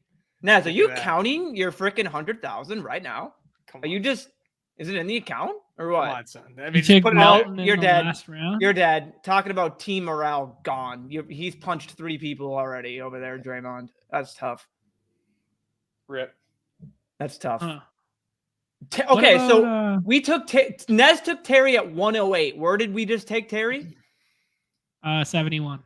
Wow, Nezzy freaking Nez. Look at his. Are you a hoops guy? What is going on, Nez? Listen, no, he took DeMar too. He's definitely dead. He is so. Oh, dead. Dude, you took DeMar DeRozan. This team's bug. Oh, you guys Cancel it, Neumy on the back end. Preying on my downfall. It's crazy. Are you up yet, buddy? Or am I crazy? No, I'm up, but I'm debating Trey Jones or Chris Paul. Trey Jones. Okay. This is the last one. BFFL. Great pick. He got Chet at 82 in this first draft. Where did Chet go here? Like 50, 44? Yeah, that's crazy. Like that. Dude, is Tari Eason gonna ball now without Kevin Porter Jr.? I like it. I've been on the Tari train beforehand, yeah. Dude, I think I can shut it down at 5 wings after this. And I think guard is the deepest position. It is. I love going 0 guard. So okay, hoops guys need to tell me if I'm crazy right now. Chip, Nick, you ain't even know. Derek, Tyler, my boys in here. Just let me know. I have so much Ayo Dosunmu for Chicago because of the Zach LaVine injury and because of everything, and because I just don't think Javon Carter is going to hold that. Yep. Is having that much Ayo Dosunmu bad? Because I have him in not only the admins, I have him in the regular ones quite a bit. You're doubling down 2 contests? Oh, of course. I'm not Nezzy. I don't hedge. Yeah, you could not pay me to click Josh Hart's name. Like, you couldn't pay me right now to click Josh Hart. No, Quentin Grimes all day, baby. Boring, man. Quentin Grimes. I know he played pretty well in the postseason. He's like a real life basketball player. Like, just give me IQ, baby. Give me my guy IQ here. I want guys who can fill it up. I'm kind of surprised Daniel Gafford is here. Sir, yes, Dude, sir. he feels like a really nice third big, and then you shut it down. That's what I'm doing. Shutting that shit Like, down. It's Dude, enough for me to think get the about- dopamine of clicking buttons, Brett, and that's how big it is. That's Oh, it. yeah, I get dopamine how- of clicking buttons. How big's the BR for football for employee only contest? I mean, yeah, I don't think so. It's 216 people. 260? 16. 16? Nice. Yep. I mean, that's So pretty good. just a small little one. Just a, It's like the literally same as the $25 one. Yeah, it allows us to get Yeah. $5. Allows us to get some sweat in there against that, and yeah, it's fun. It allows me to still be able to draft and do it, and it's fun to do it against basically all the employees that turned or like there's a lot of sharp drafters in there that have turned employees that I've realized because I'm getting slaughtered. So we think we're so sharp on the outside, and we're like, hey, you guys should do this with contests and blah, Yeah. blah, blah. And then you get on the inside and like guys are actually Bro, good, and you're like, all well, these guys are like in the thing, like, oh, so scared that Neumy and Hope are joining, and it's just like, yeah, well, you've enjoyed my my money. You've enjoyed that all. That's what happens Small whenever sample. you Hey, get away. small You get sample. away from the projection bros, Yeah, and then small you get with a bunch of people who know ball. Bro, Just- why do you? Okay, so that's why I will say to the people, like half the time, I mean, most of the time I'm doing stuff, and Nez has commented while I'm on stream, like, hey, if you have stuff to do, go do it. And it's like I feel bad taking up a spot, typing the entire time, getting stuff up, and like I just can't do it. But yeah, like it's just it's a mixture of like I don't have the time to do it. And I just am not tuned in with these contests at all because I'm barely drafting them. So it's like, why would you want my opinion? But I come in here when the boys are drinking and we're talking hoops. Like, you know what I mean? Like hoops. Hoops is gonna be fantastic. I'm enjoying the hiatus of like having the occasional Tuesday, Thursday off. It has been like very nice to not have to like prepare for streams and stuff and have those days off. But it is going to be super fun when Hoops is back and we're just like rolling over here. Back on the I have a channel. thing that I can say. There will be something new with Hoops that I think is going to be a very welcome addition. I'm excited to get the community's feedback once it releases, but it will happen very soon. That's all I can say is things are happening soon for Hoops. Can you answer this? Is the thing that's new, is it a new contest or a wrinkle with everything Hoops? It is just a wrinkle in how we're going to approach Hoops. Oh, really? So that's all I'll say. Be on the lookout possibly tonight and or tomorrow. I know all you sickos are in the rankings tab, always looking to see when new things pop up. So of course we'll get that. We'll get that there. Nothing there obviously right now, but soon. That's all I can say is soon. I gotta say, man, cool. I mean, I'm excited. It's We'll see. I think We'll see. and I will say it won't have any effect on the regular hoops. It's nothing is changing. Okay. In fact, I personally think it's going to be a positive addition to hoops. So soon it's going to be fun. All right. I'm excited. I don't want to speculate. I don't want to have your Nothing is changing. You're still going to have the same exact nice flat contest. You know, Neumy in there. A guy isn't going to bitch about flat contests in a Discord and then become an employee and then start releasing top heavy stuff. Like it's not happening. So don't worry. Let's see here. When peak hoop season, we had like a fast break Friday, 50K, Wabnez Day, And 60K. I will say right now, these hoops guys got to come out and show out right now. I went out on a limb right now for y'all. I got you a top shelf Tuesday 2, little empty netter. Come out and show out there, hoops guys. Come on now. You mean the puck guys? Oh, puck guys. Oh yeah, puck guys. My apologies. I know there's a net involved, but yeah. Shit, Puck did guys. I just auto my draft? apologies. You did. No. Okay, good. No, well, that's exciting. I'm curious to see how large these contests get.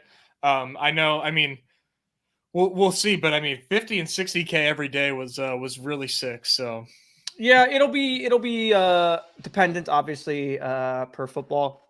Football is king, so you guys know what happens on days with football. But yeah, Nothing is core changing with hoops. It's going to be a good change. I like it. Okay, cool.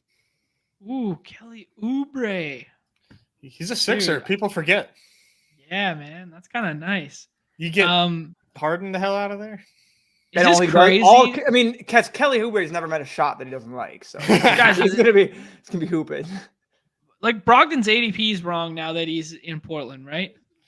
Potentially. I mean, how healthy is he? How much does Portland really want to give their young guards the minutes? Mm-hmm. There's a lot of question marks, but I tend to agree. I think he's a little undervalued. Yeah, but didn't they say that like he was like so injured he might not play like ever? That was the reason. That was the reason. Like way back in like June or July or like post NBA Finals that he wasn't traded right away because of this. It's so significant. He wasn't included in the whatever trade. So yeah, 100%. Yeah, I'm out. Next question for you guys: is there any guard on planet Earth other than IQ maybe who has higher contingency value than Malik Monk? I mean. Maybe DeAnthony Melton.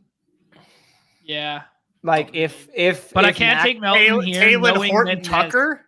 Oh, THT, baby, don't tease me. That guy won me so much money. I love THT. Oh, I got a decision here. A guard that has contingency value. So I mean, that's a really good shout.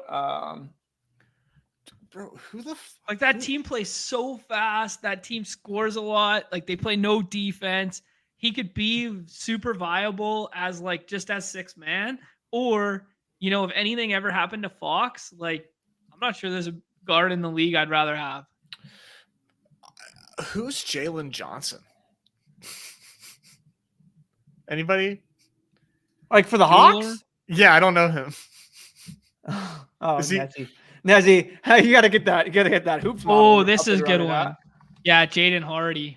That's a good one. Oh, we played Hardy. We played Hardy a couple times last year. Cam Thomas? Yeah, a lot. I said other than IQ. Okay, Jalen Johnson's a second-year player. That makes me feel a little better.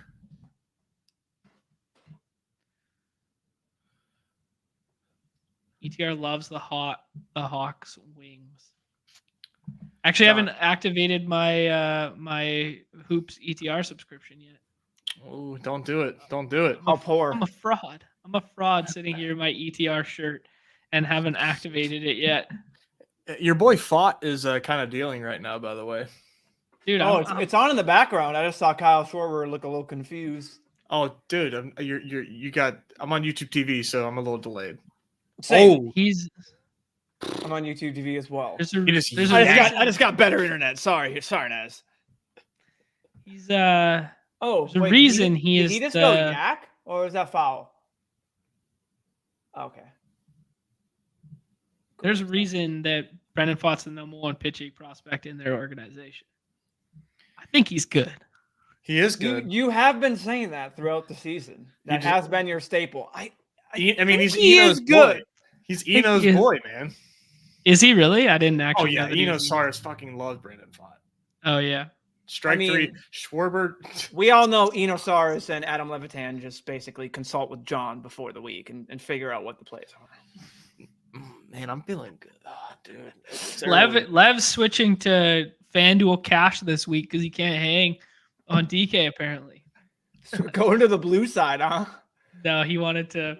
That's where he said on his solo pod. He said on his solo pod, he was calling out all the people that were like wouldn't play him heads up, and they were like revisionist history, like guys or whatever. Yeah, I mean, shout out to ETR. Big Dog's going on the Shipcast tonight.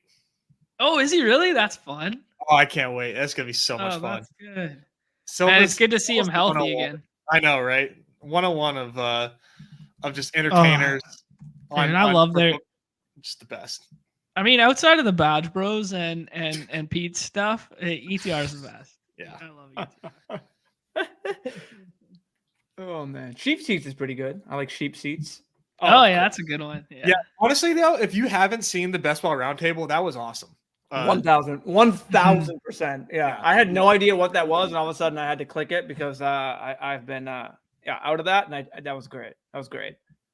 It's fun putting the faces to people because I see a Habro and I see his avatar on Twitter, so I never know, and then I see, so it's fun fun to see like faces and people.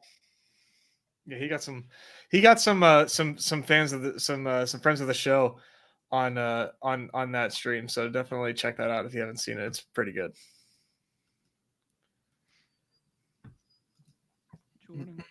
Font is really dealing, man. He got Schwarber looking twice. Dude, have you guys? I mean, I'm assuming you have because you guys are baseball guys. But you've seen that DeAndre Swift, Terrell Edmonds video, right? Yeah. Where they're sitting front row of the Phillies game. Yeah. I was like, that was fun. I don't know. He's a Philly. He's a Philadelphia guy. Swift or yeah. Okay.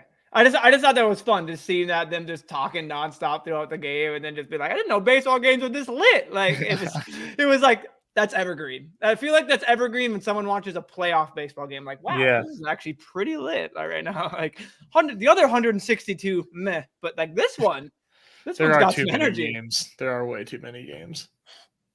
If they ask, like, how many games do they play? I don't even know. That literally was a quote from them. Like, it's a lot.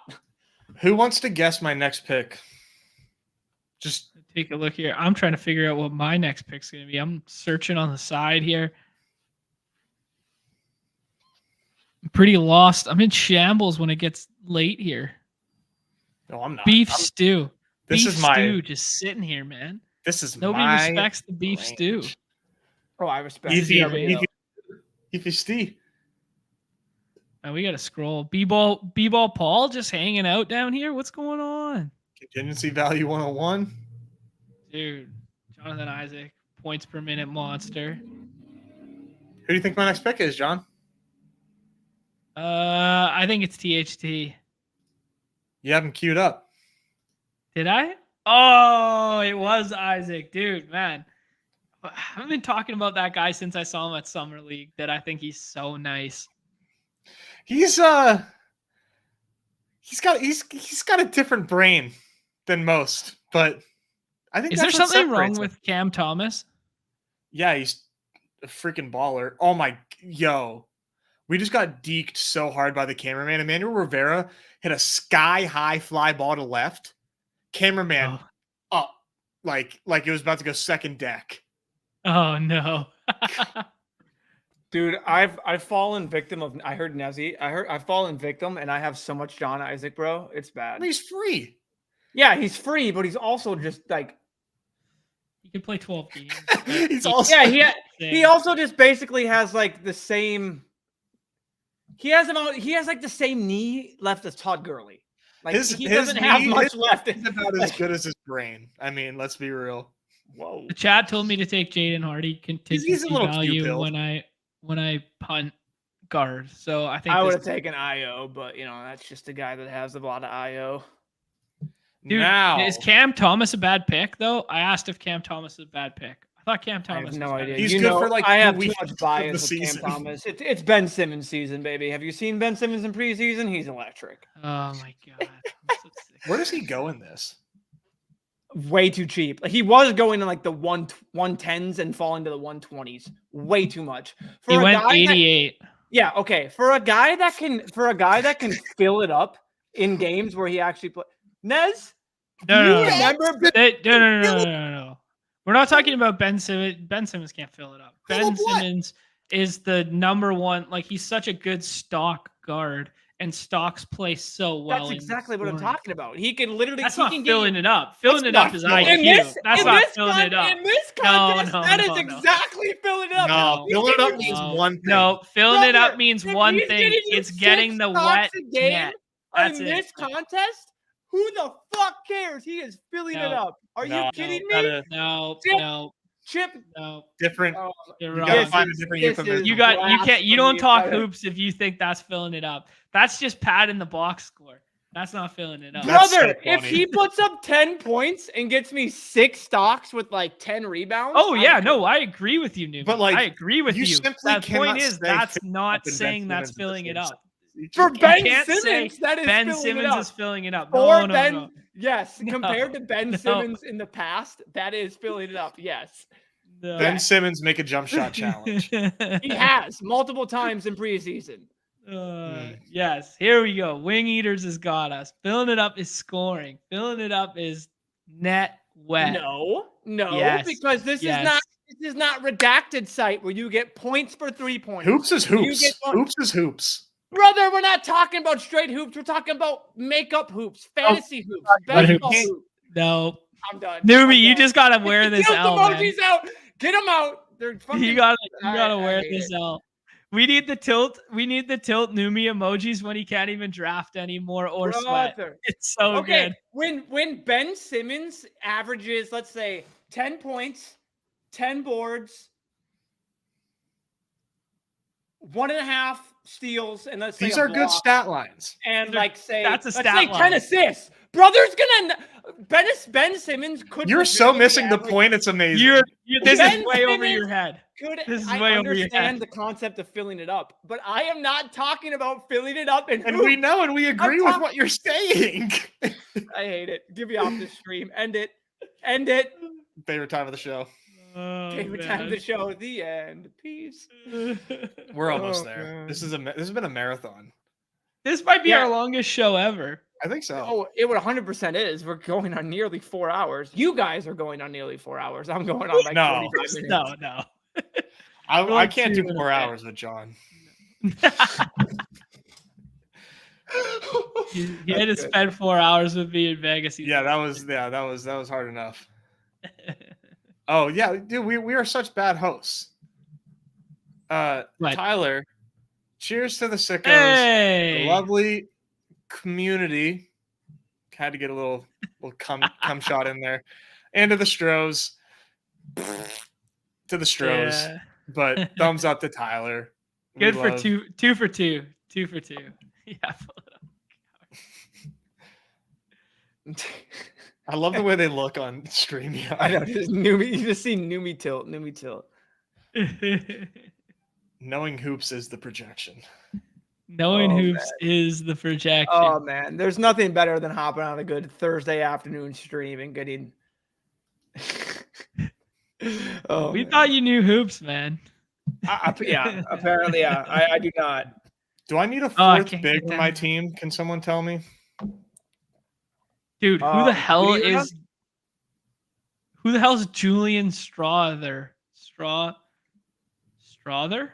No idea, brother. Well, if Mike Zacks is taking them, then dude, we got to learn who this guy is. Yeah, we got to learn who this guy is. Is he the new Bruce Brown? I cannot see. Oh, we just took him over there? Yeah, I can't get down that far. Sorry. Scroll over on your top left. I know he's a rookie, but like, who the hell is he? That doesn't answer my question. No idea. I'm not in it. Where did he play? Oh, he's from Gonzaga. Okay, rookie, Gonzaga, Oh, Gonzaga. Cool. Okay, guys. What else about him? He's a rookie from Gonzaga. Okay. He's 21. Oh my god. 21-year-old rookie. That's a good thing, though. That means I know. It's just like an existential. Like, oh my god, he's 21 years old. Oh, I get what you're saying. He's playing at the highest level. Okay, do I take double jump king? I'm up. This is my pick. Okay. You. Do I take the double jump king and Marvin Bags, or do we split it wide open with Kelly Olynyk? Take Bags. Bags is your guy. You played so much Bags last year. You think I just have to? Just gotta wear it? Yeah. All right. I'd take Grady Dick, but his internet presence pisses me off. I think he's such a nerd. You can't be dancing on TikTok and be on my team. I'm sorry. Fucking lame ass kids these days, man. Never been punched in the face. Dude. Terrence Mann, they won't trade him because they gotta play him. Oh my god, dude, there's dudes older than you acting as an NPC on TikTok. I would want you to see. I want you just to. John doesn't know what that means, and I love it. I don't know what an NPC is. Oh my god. Well, I was not. Okay, sorry. Dude, no. What? I got a limit set. I got Horford. Oh, newbie, your site's broken, man. I queued up, man. Apparently there's a limit on how many guards I can have. I don't want 4 bigs on this team. Wow, 4 bigs and one of them is Kristaps. Oh my god, dude! I triple condomed a Kristaps plus Al Horford team. Oh my god, that's like handcuffing running backs here. Oh no, man. What if this is like Mostert and HN? I would just say, I just Al want to say this. Horford and Hey, Porzingis, the new I- Mostert and HN. I really need to say this. Daily John, like Daily Hoops John, he would never make this mistake. I would never make this mistake. He would never This make is this insane. mistake ever. This is Oh. incredible. This is sad to see, to be honest. Going two The hours. demise and 40 of me as hoops guy is pathetic. Going 2 hours and 40 minutes and seeing this happen is the epitome of what I would expect. So. Oh man. I need to set some swaps for baseball. I totally forgot. Oh, Sorry, dude.